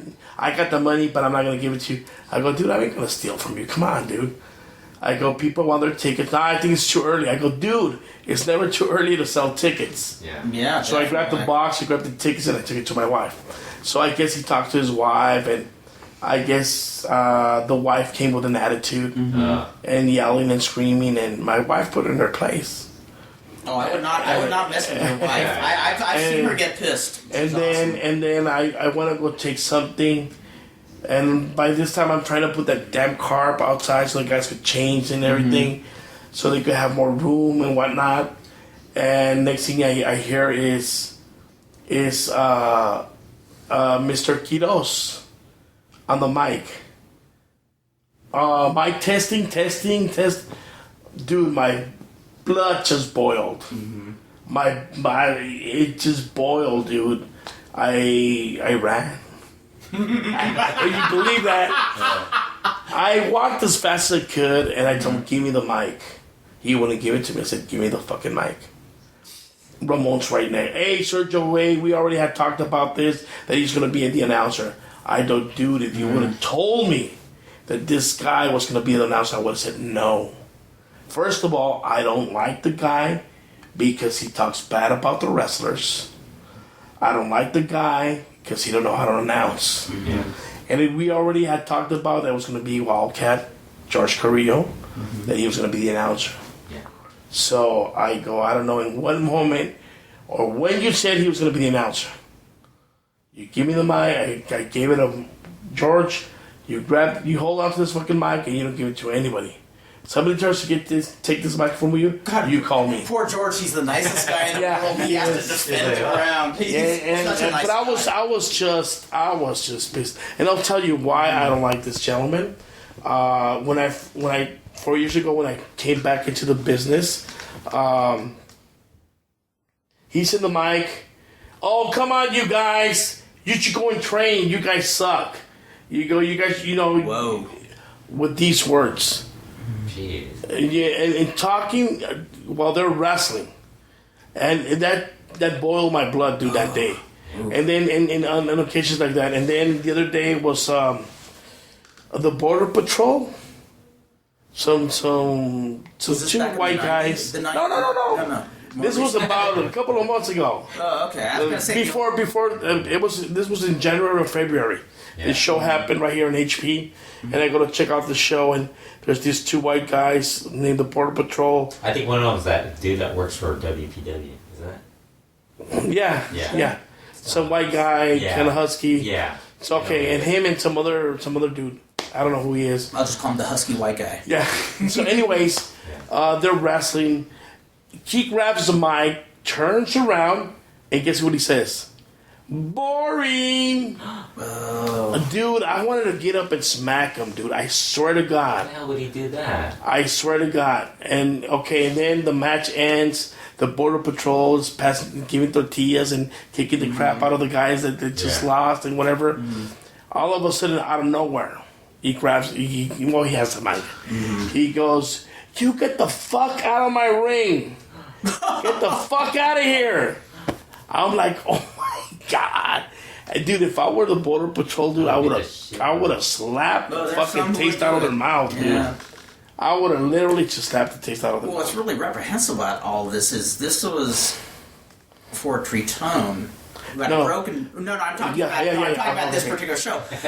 But they were gonna let Border Patrol throw. That's right. Tortillas and adventure. No. I'm going back to that. Is I don't care how. One, I know all the guys on the show. I know some of them kind of had ego problems with each other. But this is for Tritone. They all come together. They all work together. Yeah. Even guys with the biggest egos. And here's this guy trying to put himself over when you're doing something for someone. And right from the get-go, he was opposing to everything. I said, I don't care what you say. Yeah. I'm doing the show. Dude, when my dad needed it, he was there, dude. Right now, homeboy, this is not a short-term thing. This is a long-term thing that he's gonna go through. Yeah. And there's gonna be a lot of changes. Not only in his personal life, his family, his house. Because they had to adapt some stuff like ramps and stuff and rails to his house. He had to pay for all that crap. And I'm glad to say, and then a lot of things happen. And then I have somebody come. I'm not going to mention his name, but his name is Medina. Enrique. And he tells me, you better not drop $500. What? He goes, if you're gonna do a benefit show, don't come with $500 because that ain't gonna be no good. I go, dude, don't worry about it. I'm doing the show. Mm-hmm. So I'm glad to say that we collected $3,000 plus dollars. So and it was a great show of support there. It was one of the better benefit shows I had been to. I mean, and it was great to see his family involved with it. And I remember Tritone from the first days I went to Hotco Plaza in '81. I think he had just switched from what was it? He had Alfield, yeah. Because I think when I first started going to Hatco, he had just finished using that. Yeah, him and his brother did the Alfield 1 and 2. Mm-hmm. Yeah, and like I said, I love the guy. One of my mentors. And regardless, I was going to do the show for him. Very nice guy, too. Yeah, you run into that guy since then? Or? Oh, yeah. As a matter of fact, I went to TJ like about 3 weeks ago. Yeah. And I went with Carrie. Fucking Carrie leaves me stranded in TJ. Oh, jeez. Well, no, he had some stuff to do, so he got me a ride with one of the fans. Uh-huh. And guess who's riding with him? Ramon. But I went in the back seat. I fell asleep, and I don't know what happened. So once I got here, okay, now you're gonna think I'm making this up, but no, I wrote Ramon Villanueva's down. Okay. I was taking notes of people, and the reason. He's the one that him and when they were giving out awards. Remember that? Awards? Yes, very well. Superboy had they gave your family and all those awards. Him and Mercurio were having this argument over who got them bookings in Japan. Because they were saying that it was Platanito. Yeah. And he and Mercurio kept insisting it was you. And not only that, and that's why I told you I like Mercurio now because he was actually. So he actually backed me. He was defending, and it was like it wasn't one of those, just like calm. No, he was like, really. No, it wasn't him. It was. And not only that, but I think one of the issues was that I wasn't the first one to go. Yes. Yeah, that it was. I think he was saying it was Crazy Boy, Piloto, and Mercurio. Because he said a different person. And Mercurio's like, no, it was you, Mercurio, and Piloto. Yeah, and for some reason, everybody thinks it was Crazy Boy. Yeah. No, Mercurio was just pissed. Like he was like pissed afterwards. Oh, I gotta give him a big. Give him a big thank you. No, and you know what? And somebody that was manipulated when he was a promoter, because that's what Gil did to him. Mm-hmm. He just moved him like a puppet. Mm-hmm. And if I didn't know this, I would give him maybe a little bit more respect as far as being a promoter. But his wife told my wife that I didn't know crap about promoting or doing shows or wrestling per se. Now, the reason I wanted to bring his name up, because I was listening to the interviews, and what I was doing was I was going over old Habco Plaza, what few flyers I have from the early days. Yeah. And I think he did promote for just 2 years. But I think a short time in '81 because I saw his name. But it dawned on me. Now, when he was younger, did he kind of resemble Loverboy a bit? Yeah, he was skinny. He was real thin. He had the mustache. He always wore glasses. Mm-hmm. Yes. And you might remember him because he was the one taking pictures and selling them at the entryway. Yes. Well, the reason I remember him is my first Hatco Plaza show. In hindsight, I know it wasn't your father booking this show, and the reason is, I can't remember who the wrestlers were, but they were getting juice, but not with a blade.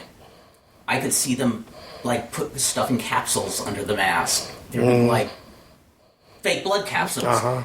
And smart ass kid, I had my camera, so I'm kind of putting it towards there. And when we saw Ramon, we were saying, I wonder if that's Loverboy, and he's also promoting. And we're saying, no, he'd push himself higher on the card if he's a promoter, because that's what promoters do when they wrestle. Yeah.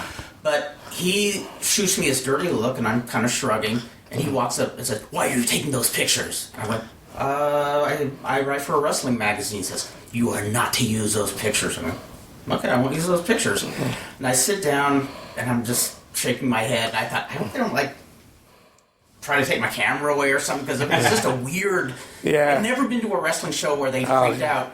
But I know what it was. I caught them using capsules, and I know your dad wouldn't have let them use capsules. Yeah. But then he comes out 5 minutes later. You can use the pictures, but you better not write anything bad. I'm like, how about that? Jeez. Yeah, and then my friend Lloyd, who introduced me to Hatco Plaza, he was one of the few gringos who braved it. Is he still promoting that Ramon guy? No, They wouldn't handle it. Now we write about everything. Yeah, well, the funny thing is, I kind of looked at my friend Lloyd, and we shook our heads and says, "Tell you what, much I like the wrestling, I won't send anything to the man." No, and I would have written just good stuff, but this guy was such a dick. And the funny part is, you see him in all the promotions. Yeah. Mm-hmm. You see him kissing butt and everywhere. Yeah.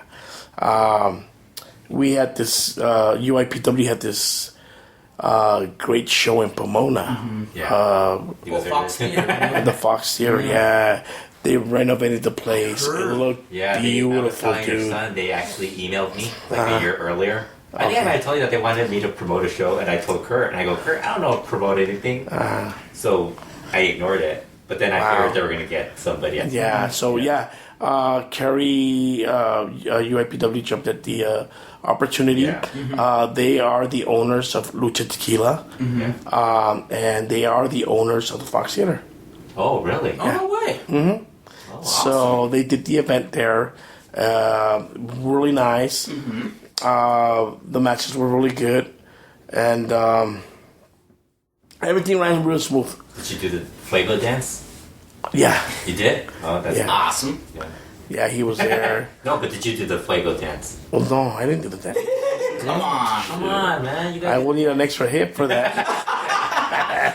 Hey, you did that big splash off the ropes. Was it December you did it? Yeah, Oh my December. God, that got such a pop.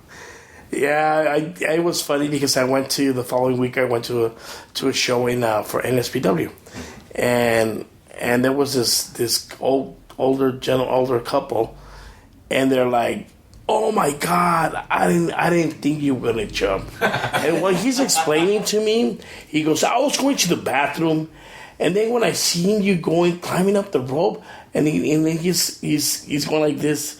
He's looking at me, and he's going lower and lower. Yeah. Oh, he's getting ready to jump. He's like covering his head, but expressing it, through motion, and it was so funny. He goes, "Man, when you jumped," I said, "Man, that's it for those two guys right there."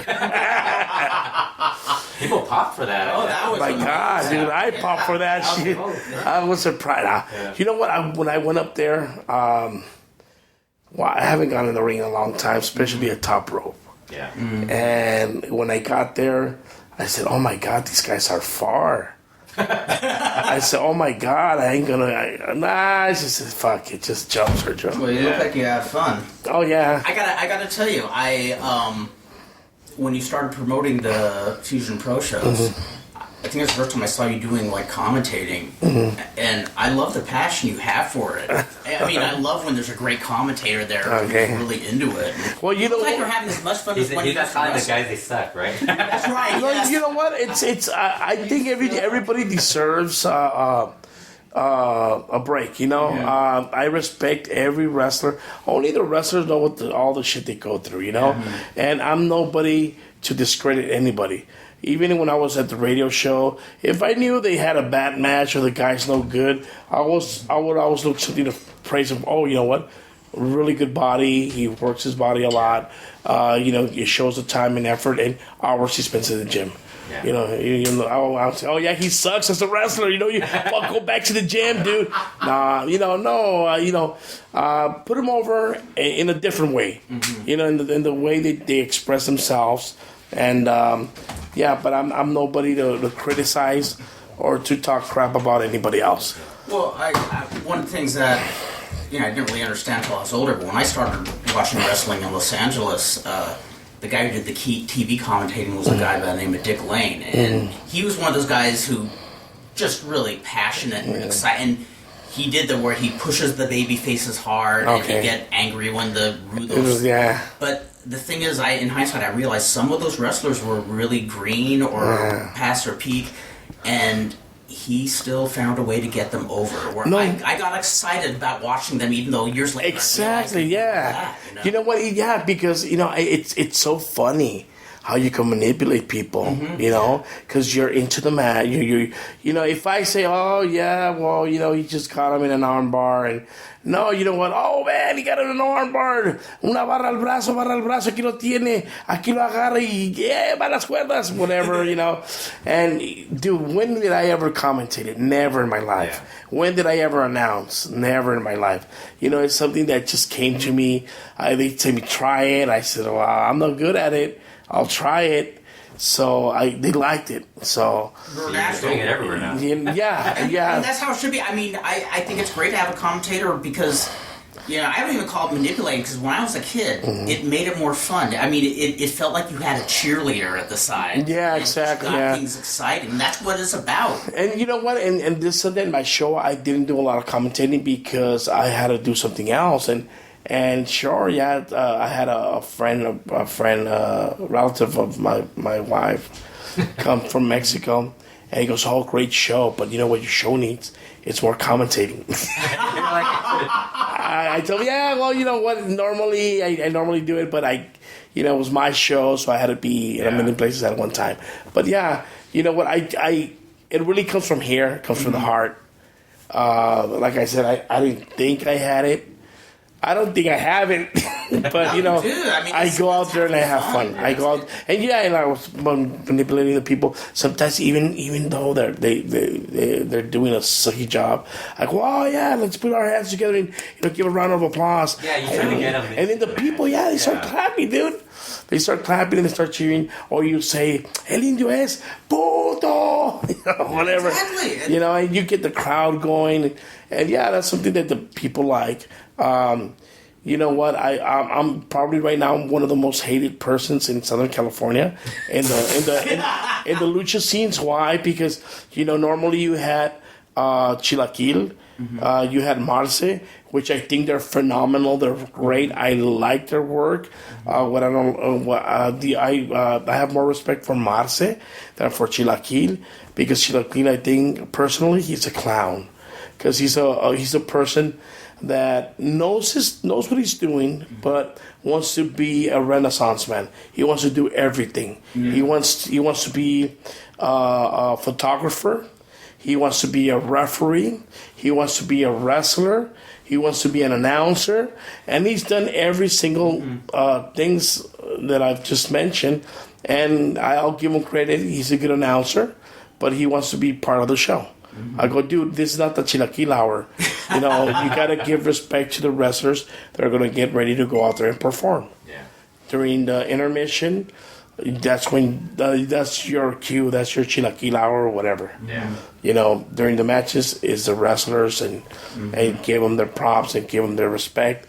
And homeboy wanted to ref. He refed. He wanted to wrestle. He wrestled. And but I think homeboy's a joke. He's got a thing on Facebook. It's called Estos Lucha. I think it's really great. I know what you're talking about. I think it's really great, and I think he should stick to that. Do that. Yeah. He should do that. No restraint. He's got exactly, and you see Superboy Jr. nodding in agreement. He's like, no, I'm not here. And then you have Marce Jam. I have a lot of respect for Marce.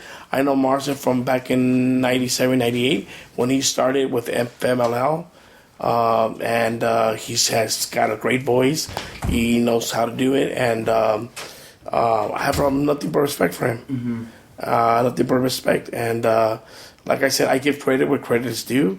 Chilaquil, if you're hearing or you ever hear this, dude, stick to your podcast, stick to your shows that you're doing on Facebook. That's your forte. That's your forte, brother. And it's not you being negative, because it's actually there's no. You know what? I like the kid. Yeah, they don't find their. I like the kid, but when they start talking crap about you, and that wrestlers want to become announcers, I go, dude, I don't want to become an announcer. I was pushed into it. As a matter of fact, it's his fault. Because he didn't go to one of the shows and I had to step in. I go, dude, what the fuck do I know about announcing? Yeah. I go, I don't know. You know the guys? Yeah. Well, fuck, just yell out their name. Yeah. And that's what I do.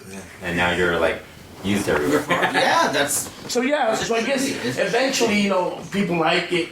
I know Supremos came over here from TJ, and they liked it. They wanted me to go announce it to San Diego. Oh, that's very cool. We're gonna do some shows like, dude, how much you charge and this and that. I charge a lot.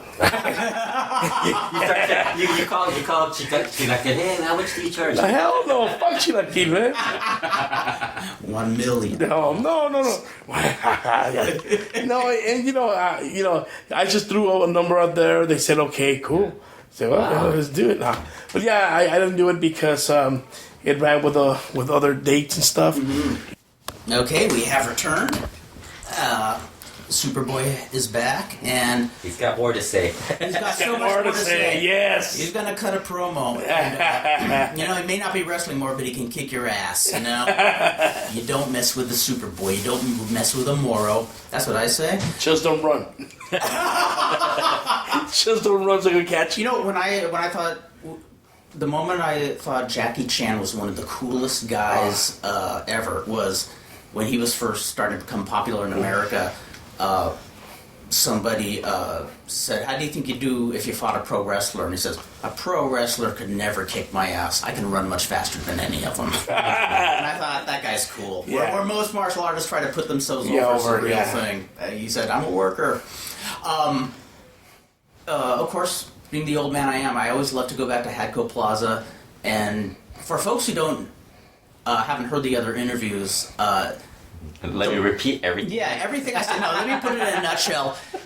What is amazing is along with people like El Moro and Gil Arellano, people like that who started like a lucha family here in Los Angeles in the late 60s. It's still enduring today with third-generation wrestlers. I can't think of anywhere in the United States where there's been that solid of a wrestling scene on an independent level. Not on the big corporate level, but that is amazing. So I always think to all the guys I used to see in Hadco Plaza, and there's one, I don't know if we'd have to ask Jalisco himself, but when I was a little kid, there was a guy who did TV jobs in LA called Texas.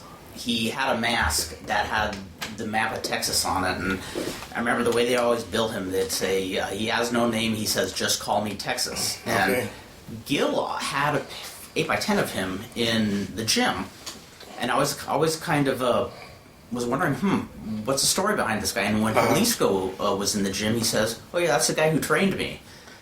And I was going, Texas? And he goes, yeah. And I can't remember why I didn't ask further, but all I know is this was mid-90s. He had already passed away, but I wonder if you had heard any story about that guy. No. That's way before my time. No. Hey, well, I was younger. No, and come on. And let's just admit. What I know is that basically, I know that he tried different things, and like I said, today one of the most complete wrestlers that we have is Jalisco. Yeah. He not only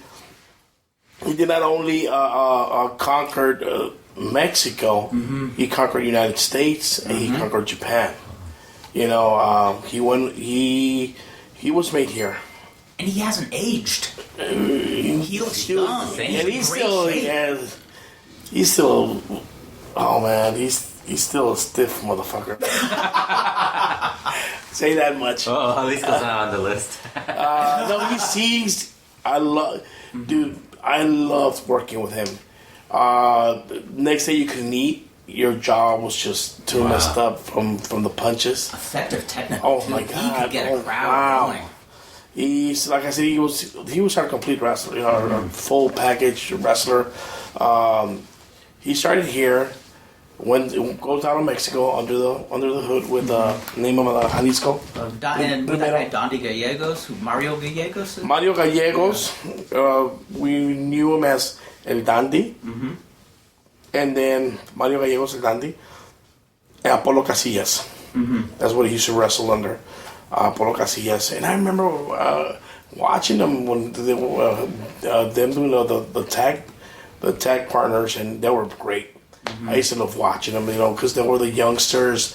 They were innovating. Yeah. They were doing head springs, moonsaults, and all the kinds of stuff. And really fun to watch. Like I said, they go down to Mexico. They go under the hood, the Jaliscos, and they become overnight. They become big superstars overnight. They come back. They lose the hood.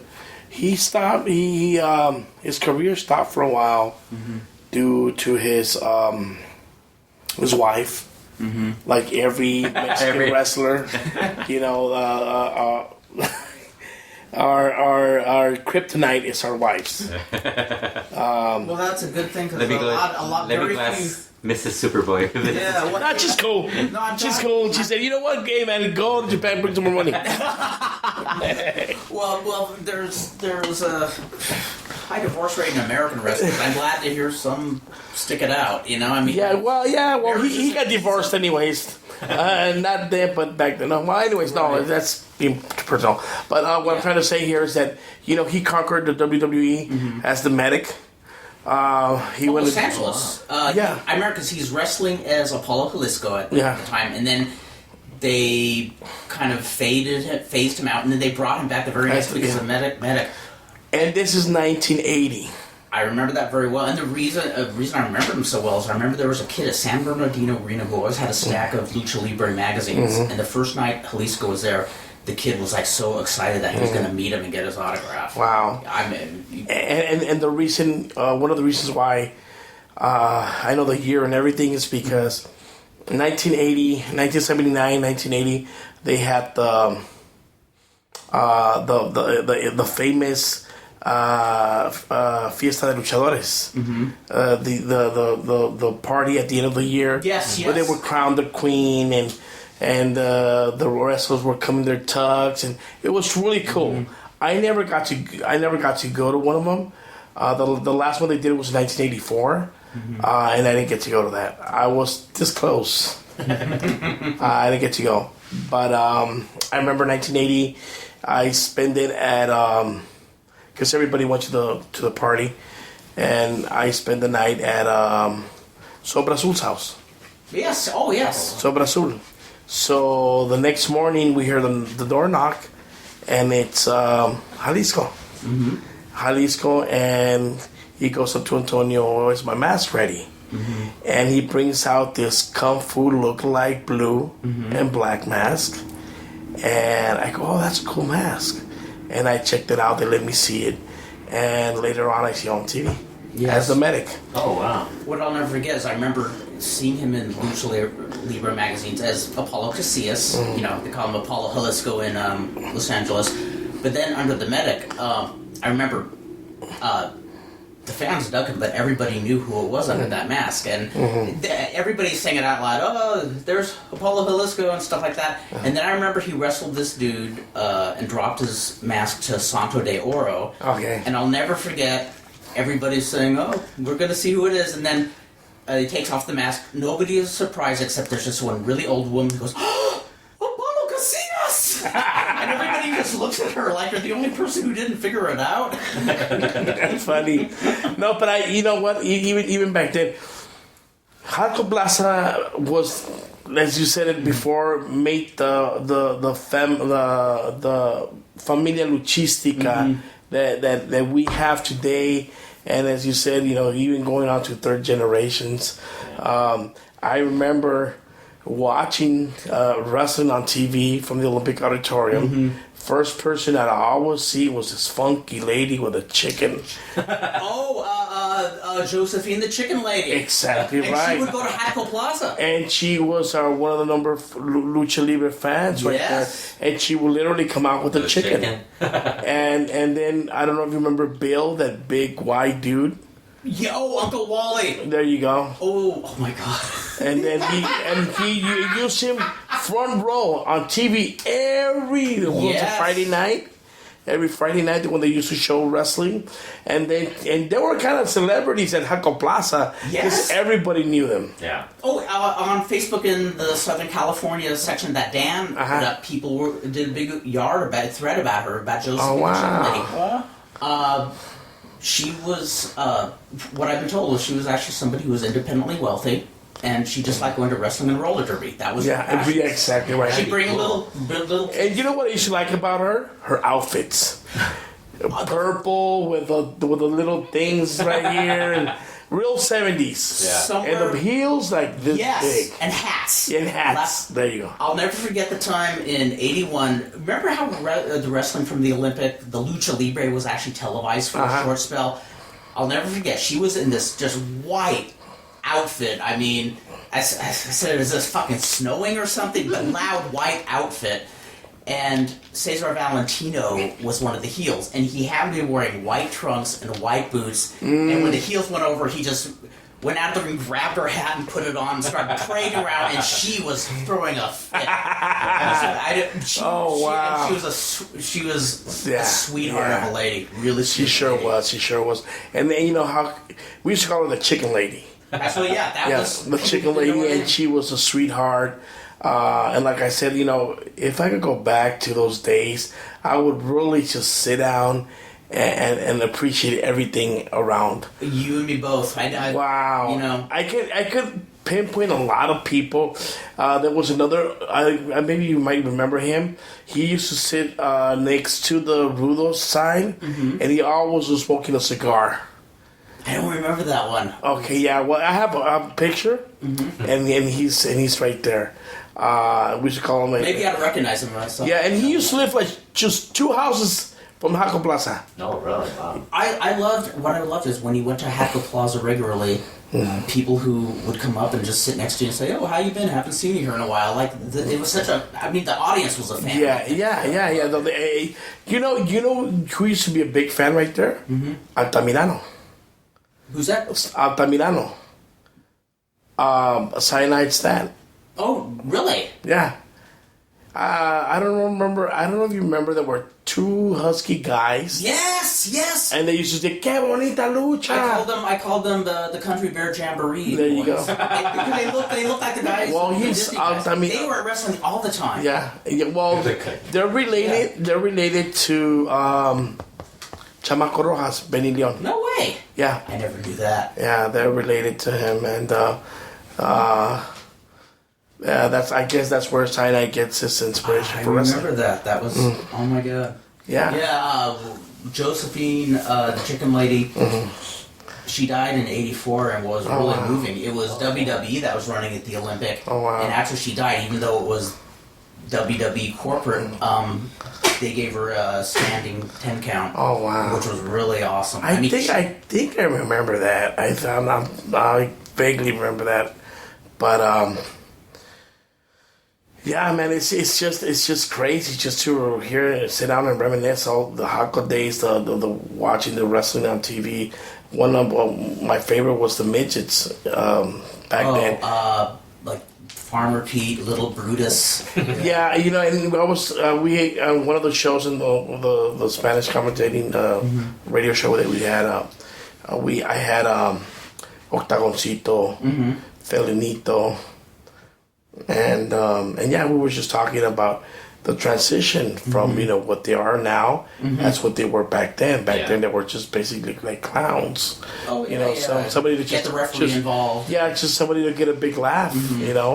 And I was telling them AAA gave them the big break, but it wasn't AAA. It was actually Consejo Mundial. Yeah, definitely. That's where I remember. It was Peña, though. It was Peña still. Yeah, but they were the thing is that they didn't want to give them a license to wrestle because they think they weren't fit or but yeah, they got the opportunity from there, and then AAA just kind of they took it to the next level. Did you see who they interviewed? The guy, the little midget that used to be Alushe, who's now Que Bonito. They interviewed him on the show. On the show, they just interviewed him for like 30 minutes. Oh, cool! They were just talking to him, and he was talking about how he was going to be a wrestler and everything, but Tinieblas ended up getting him. And he talked about being with Tinieblas all those years and stuff like that. They're really that's interesting. cool. Yeah. And it's cool. You have to go tell me that because now Yes, I'm now going you're to gonna. I recapped it on the. Isn't it pathetic how I wrestle lucha style? I love lucha, and I can barely speak a lick of Spanish to this day. I'm talking about Aluche. I remember one of the last shows that I did at Florence in Maine. They actually brought Tinieblas Senior, and they brought him, and we had a match where, he was so heavy, dude. Was he Alushe? My goodness, he weighed more than Tinieblas Senior. My God, it was just like trying to pick up. Better worker, Alushe or Tinieblas Senior? Alushe. You know what? I have a lot of respect for them. Oh, I don't know what to say his name. For Tinieblas. Just because of the fact that him and my dad were good friends. Oh, was it really? Still around. Yeah, That's what's it's still around. Yeah. You know what? It was so moving because we went. Were you there? We went to a show and not far from here. It was in a park with FMLL, and they brought Tinieblas. He didn't wrestle or anything. He just went in for recognition or something like that. And I didn't think he was gonna remember me. And he goes, "Hey, how's your mom? Wow. How's your mom? How you been?" And we just started talking. And him and my dad were really good friends. And I'm sorry to hear about your dad. I heard about it. You go, it's been a while, and so what you been up to? So we just got got talking, and really cool. And he's just trying to survive, dude. He's just trying to, he's still in the circuit. He still wants to wrestle. Yeah. A lot of people don't want to book him anymore, but he's an icon, dude. Yeah, he's an icon, and he's everything. Every time I think about Lucha Libre, or somebody asks about Lucha Libre, first three people that come to mind: Tinieblas, Mil, Santo.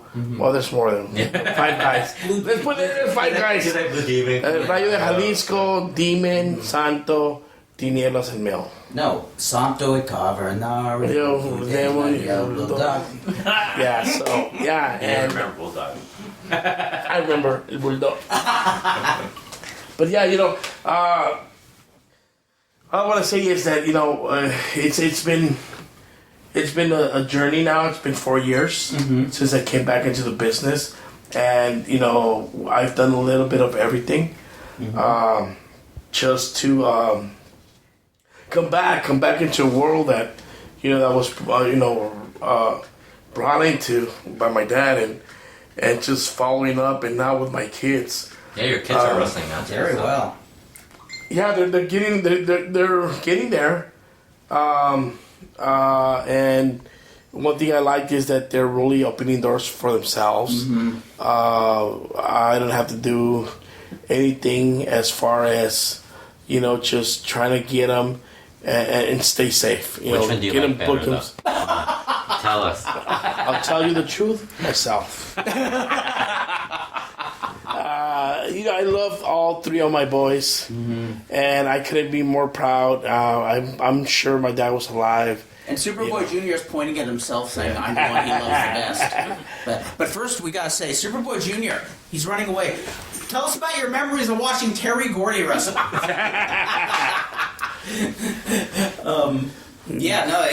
mean, it's great to see how far they come in just a few years. I mean, I know it's been really short. It's been a short ride, and I don't know if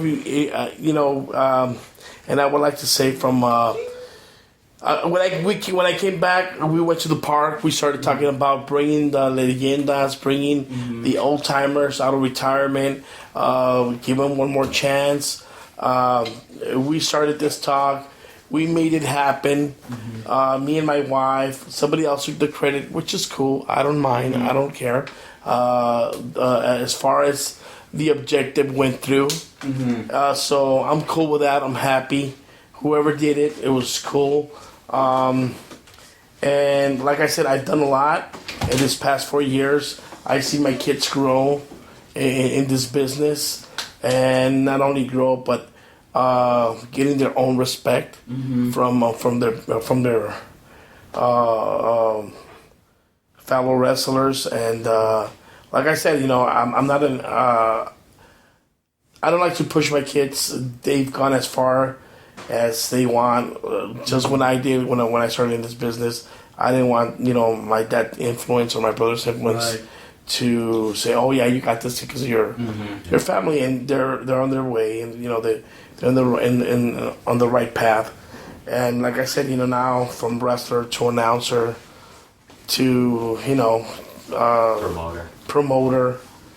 I love this business. What can I say? In fact, that's something I want to just touch on briefly. I remember, you worked some of our shows like around 2005 or so, and it seems like you took quite a hiatus from the business. Like I remember for a few years I was asking people, where's Superboy? And they're saying, we haven't heard from him for a while. And I was so glad when you came back, but did you just kind of need a little distance from it for a You know while, what? Actually, I became a bitter man. For the business when I first hurt my knee in Japan. Things didn't go my way. I don't want to say my way, but it didn't work out the way you were. No, it's not even that. It's like they say, who your friends are when you're either in jail or in the hospital. Yes. So that kind of opened my eyes to a whole different world. When you're active, when you're, this is a roller coaster ride. This is a merry-go-round. Sometimes you're at the top, middle, bottom, and when you seem to be at the top, everything seems to smoothly. Everybody's your friend. Everybody wants either something or tries to get something, and I learned. I had a really good teacher, and that was my father. And he taught me how to open doors and knock on doors and ask for not favors, but he goes, there's gonna be a point in your life when you're asking for favors, then they'll be asking you. So I was at that point, and it's cool. Like I said, I love this business. Once I went downhill, it was like I kept digging myself into a bigger ditch, hit rock bottom, as far as, how you say stress. Yeah. Not wanting to know about the business. I got hurt in 2002, 2003, was recuperating. 2004, that's when I seen you guys, and those were the last shows I ever did for AWS. From that, I just said, fuck the business. I don't want to hear anything about it. I threw everything away, everything, videos, magazines, a lot of stuff, everything. I later on I found a couple of stuff, that were there, but yeah, it's tough.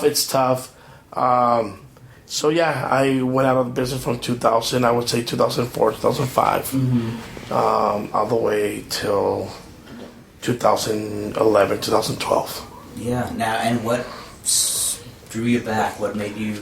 My boys.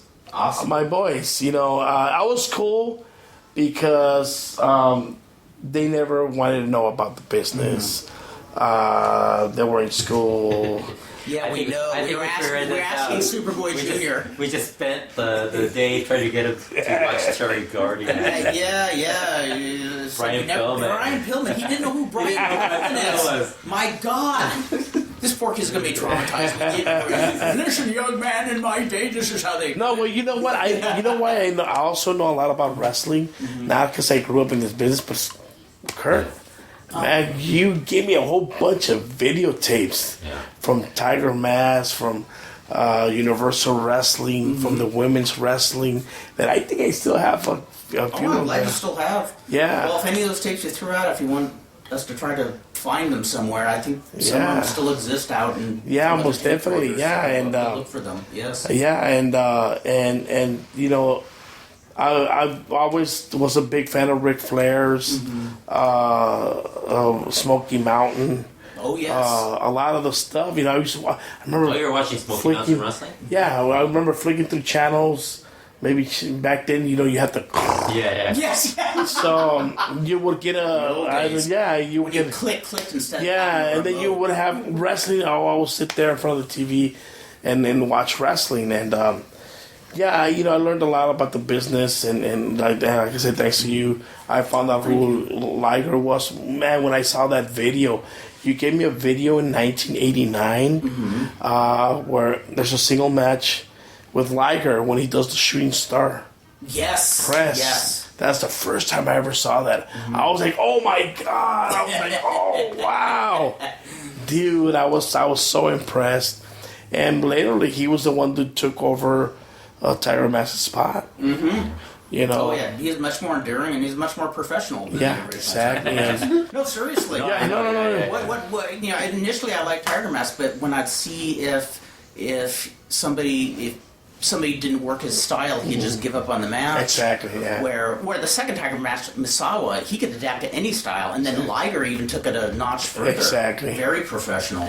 Yeah, and yeah, I learned that I didn't know like about Japanese wrestling until Kurt introduced me to into the business and through tapes and stuff, and he gave me a whole bunch of stuff, and you know what? I got a lot of people hooked on those tapes. Really? Yeah, I got Impacto Los Mil. I don't know if you ever noticed his style. Yes. His style. He did a lot of Japanese moves and stuff. Acero Dorado. Who else? Because I would look at these tapes, and the guys would say, "Hey, where do you learn those moves?" Yeah, I'm gonna give you my secret. My stash. Yeah, so I would give it. I go, "No, check these videos out."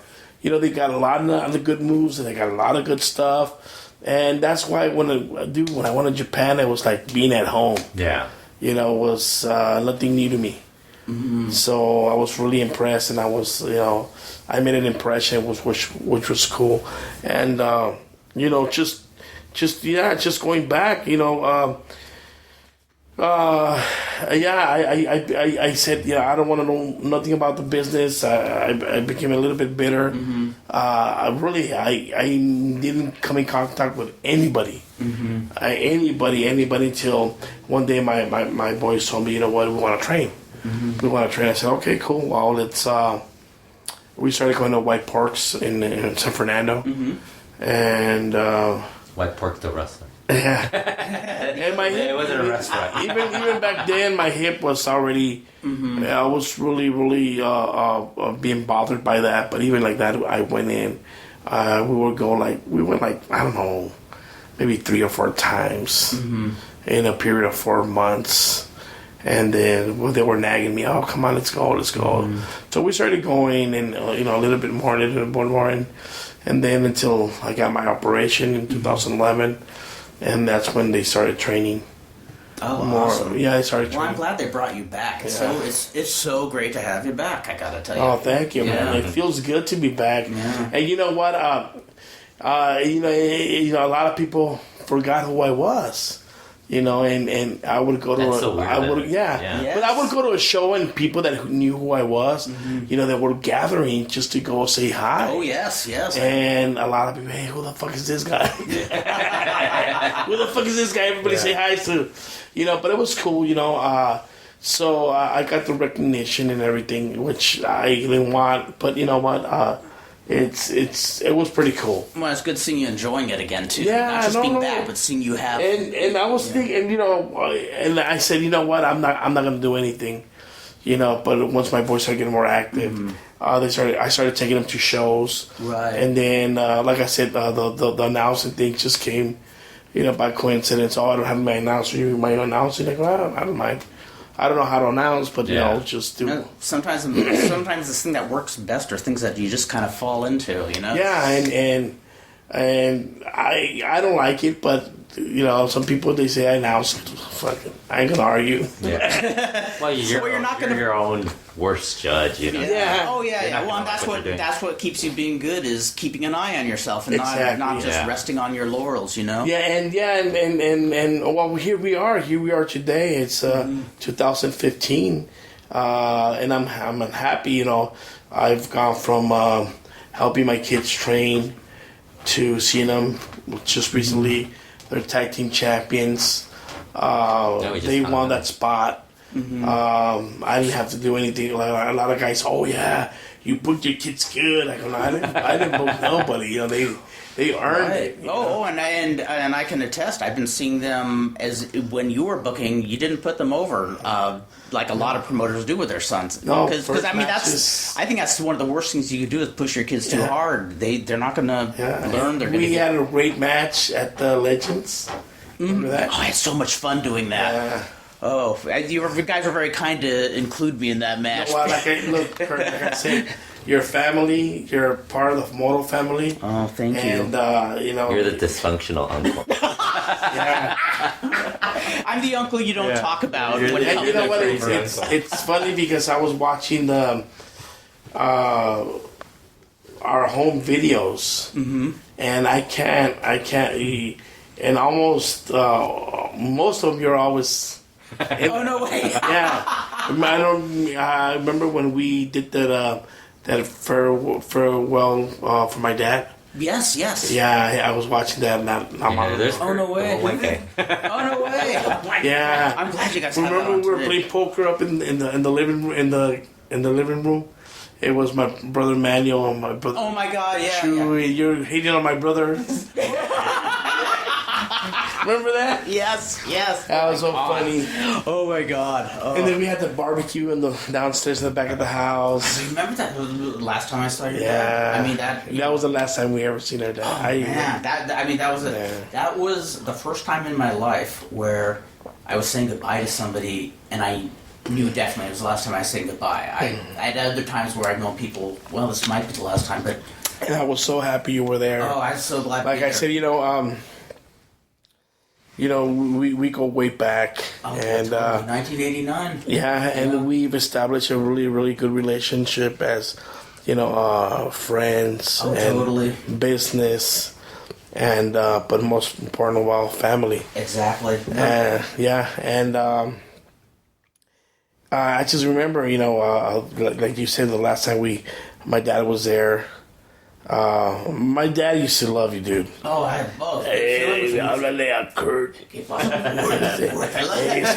love that Cavernario Nintendo voice you had, Hey, Dad, who was that on the phone? El Gabachito. Yes. Oh, I'll never forget. I'd call and I'd say, oh, yeah, is Yo-Yo there? And he goes, no, Kurt.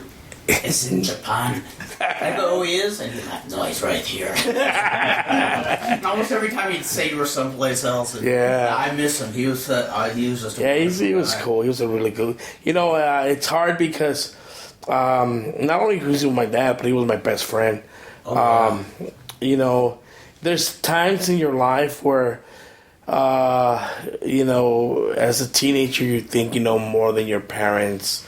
You're trying to be more than them. And my dad put me in my place. Mm-hmm. I remember I was about, I don't know, maybe 15 or 16. I thought I knew it all. And I started asking him questions. And he knew everything. Mm-hmm. He never went to school. But he was street smart. Really, really smart person. Well, and somebody taught him, manners isn't the right word, but he was just very gracious. He wasn't... He'd never talked to you like he was above you or anything? You know what? I guess that had to do with growing up. He raised, I think, like 4 of his brothers. Oh, no way. Like if he was like if he was the dad. Mm-hmm. And he raised them, and not only that, he took care of them. And Mexico had their real, I don't want to say fanatic, but, they're like, you pray. at night, you pray in the morning, and on Saturday and Sunday you go to church. So they were, they knew the Bible, and they had manners, because if you didn't listen, they would get smacked over the head. And he was only 8 years old. He was taking care of his brothers, and he used to be a butcher. Oh, no way. I never knew this. Yeah, he used to, At 8 years old, he was a butcher? Yeah. They used to go. Old school thing? Yeah, and he used to go get the pigs, kill them, and then the guts, clean them out, everything. They would use everything. My father-in-law, old school. My father-in-law grew up in New York, and by the time he was 7 years old, he was working for his dad. One of my dad's things was, like, whenever he would send me somewhere and I couldn't do the job right, he goes, "Man, you wouldn't get out of tú no sacas un puerco de una milpa." He would always tell me that. He goes, "You wouldn't take a pig out of how you call it, cornfield." And that was his word, his thing all the time. And the ones I was thinking about, it's pretty hard because fucking pigs run fast, and you get lost in there. Right. So they had them do that. When they wanted to kill a pig, they would go into the cornfield, and it was hard. Right. And not only that, but those things are sharp, man. So he grew up really tough. He didn't go to school, but he learned. He was street smart. A really smart person. He knew the Bible left and right. Wow, I remember I learned a lot of the things from the Bible from the stories he used to talk. Really? And I remember he was talking about the Tower of Babel, Samson and Delilah, and a lot of stories. And I would sit there and just listen to him. He was a really good storyteller. I believe it. And really cool dude. And like I said, when I turned 18, I worked with him. I don't even remember at Gil's. I always remember that. Sanding cars and painting cars. Yeah. I remember that. So I would work with him, and I was working with him, and I remember his thing was that every little chance I get, I would go to the gym. And then he would be looking for me, Sergio, and I would run. And I would be like, ¿Qué pasó, cabrón? Ya estás en el gimnasio otra vez, ¿verdad? You're in the gym again. But I love my daddy, and he was really cool. Like I said, towards the end, we were always together. I would take him out to the luchas. That was, we would go out together, and it was pretty cool. That's great. That's so awesome. It was cool, yeah. Before I wrap it up, I just want to touch base on Trutone again. I wasn't able to spend much time. I was going through Facebook, and I think there's a video. He's on a walker now. He's. I mean, have you? Do you know how his recovery is going? It looks like he's coming. You know what? Well, yeah, he had a little bit of problems with the hospital, insurance, and all that stuff, which we knew was going to happen. Yeah, it always happens. That's why I wanted to do the fundraiser for him, because you never know. It's a little bit, it's not a lot, but it should be good for something. It's going to help. And I'm thinking of doing another one for him. So. Hey, I'd like to be involved. So it's just a thought. We'll see. I need to go to, see how he's doing and see his situation. If I see he really needs it, why not? Yeah. Well, we could probably do another show. Kind of in awe of how optimistic he is. He's really... Dude, he's... I'll tell you off the mic, but he they let him come from the hospital. He's got a lot of people that they love him, they take care of him. There's a friend of the family that goes and gives him massages, massaging his legs. Right. When he came out of the hospital, he was already getting up with the machine and everything and walking. His left side is the weakest side, so he needed assistance just to move the foot. Now he stands up on his own and he walks a few steps on the walker. So he's really, really, really pushing himself to the limit, and he's a warrior, man. Yeah. What can I say? That's a good example Now I look back at my injuries, and it's nothing compared to what he's going through, and he's an example just to, just to follow. I mean, and it meant a lot to me that you included me on the last show, because I mean that's a guy I watched very first time on the Hadco. No, like I said, I wanted to include everybody,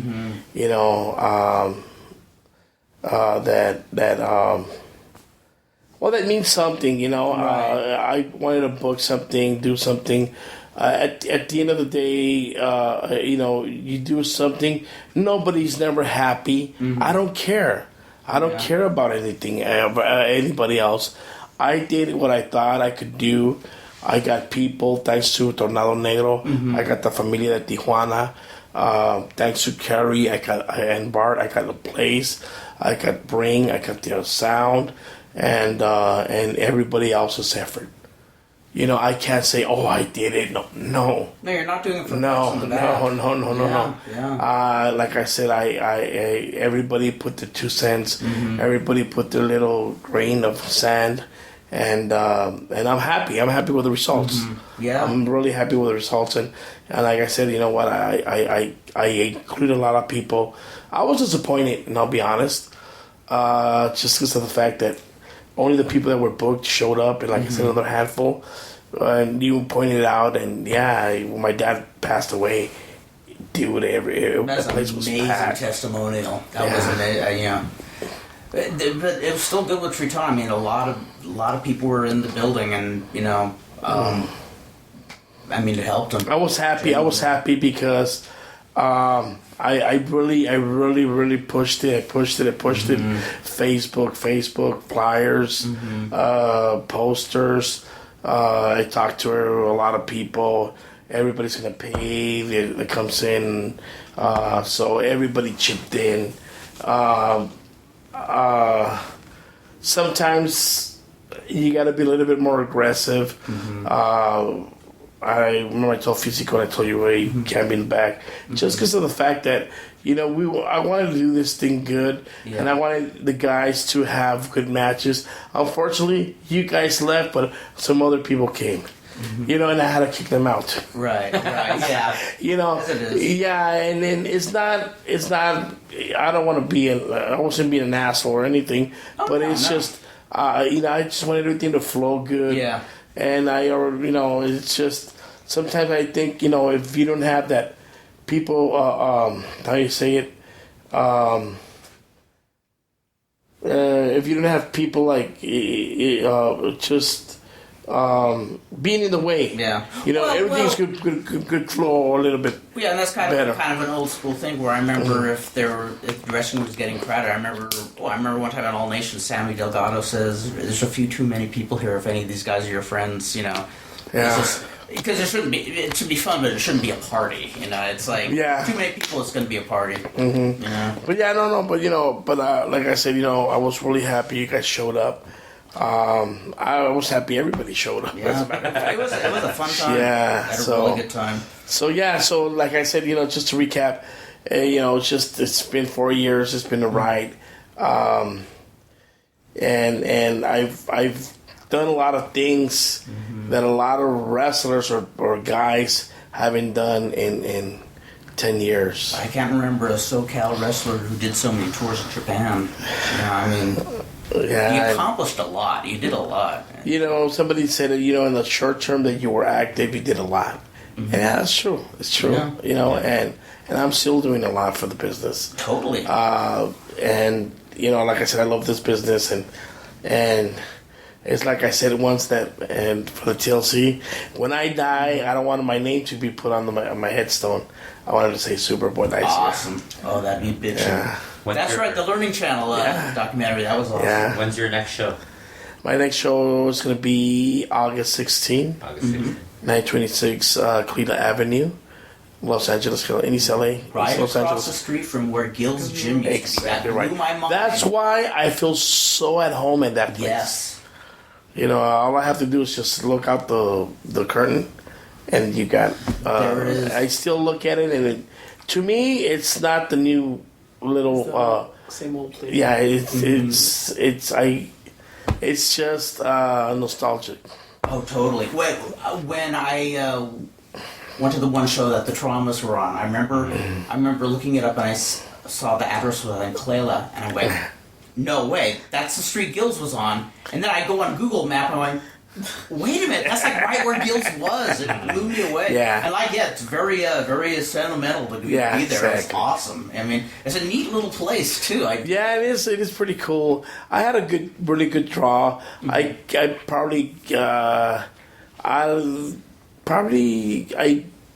wanted to put in a little bit more money. We just because of the fact that, like I said, I love this business.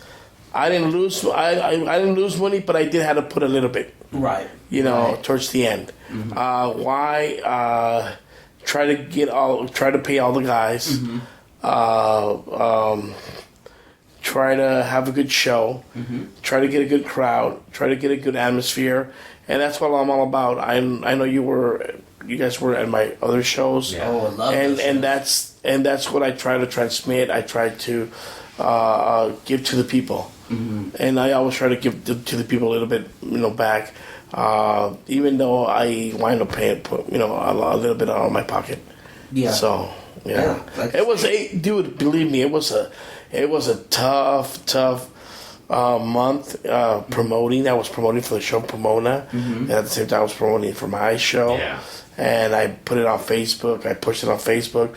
I go, please, guys, don't just view it and put a like. Share it, cabrones, Yeah. I hate that they put like, but they don't really do anything else with it. It's just like... Well, it's cool as long as they put a like, because you look at a picture or a video, and it says, it has 185 views. Yeah. Well, come on, man, and only 3 likes. Yeah. Right. Yes. Dude, if you watched it, fuck, give it a like, And when I go through stuff, I see it, and if I like it, briefly I can like. Yeah. Yes. Oh my gosh, we've been we're burning the midnight oil. This is awesome. Well, thank you for another interview, and we'll be back for the 4th annual. Yeah, because I could talk for another July hour, 2016. but I should probably get some sleep. I'll wait to get home first, though. You gotta finish the show, Kurt. Fredo, behave yourself. You gotta finish the podcast. Okay, well, until next time, ladies and gentlemen, may the right hemisphere of the brain short-circuit the left hemisphere, may the left hemisphere short-circuit the right hemisphere, and bing, you're there. See you next time.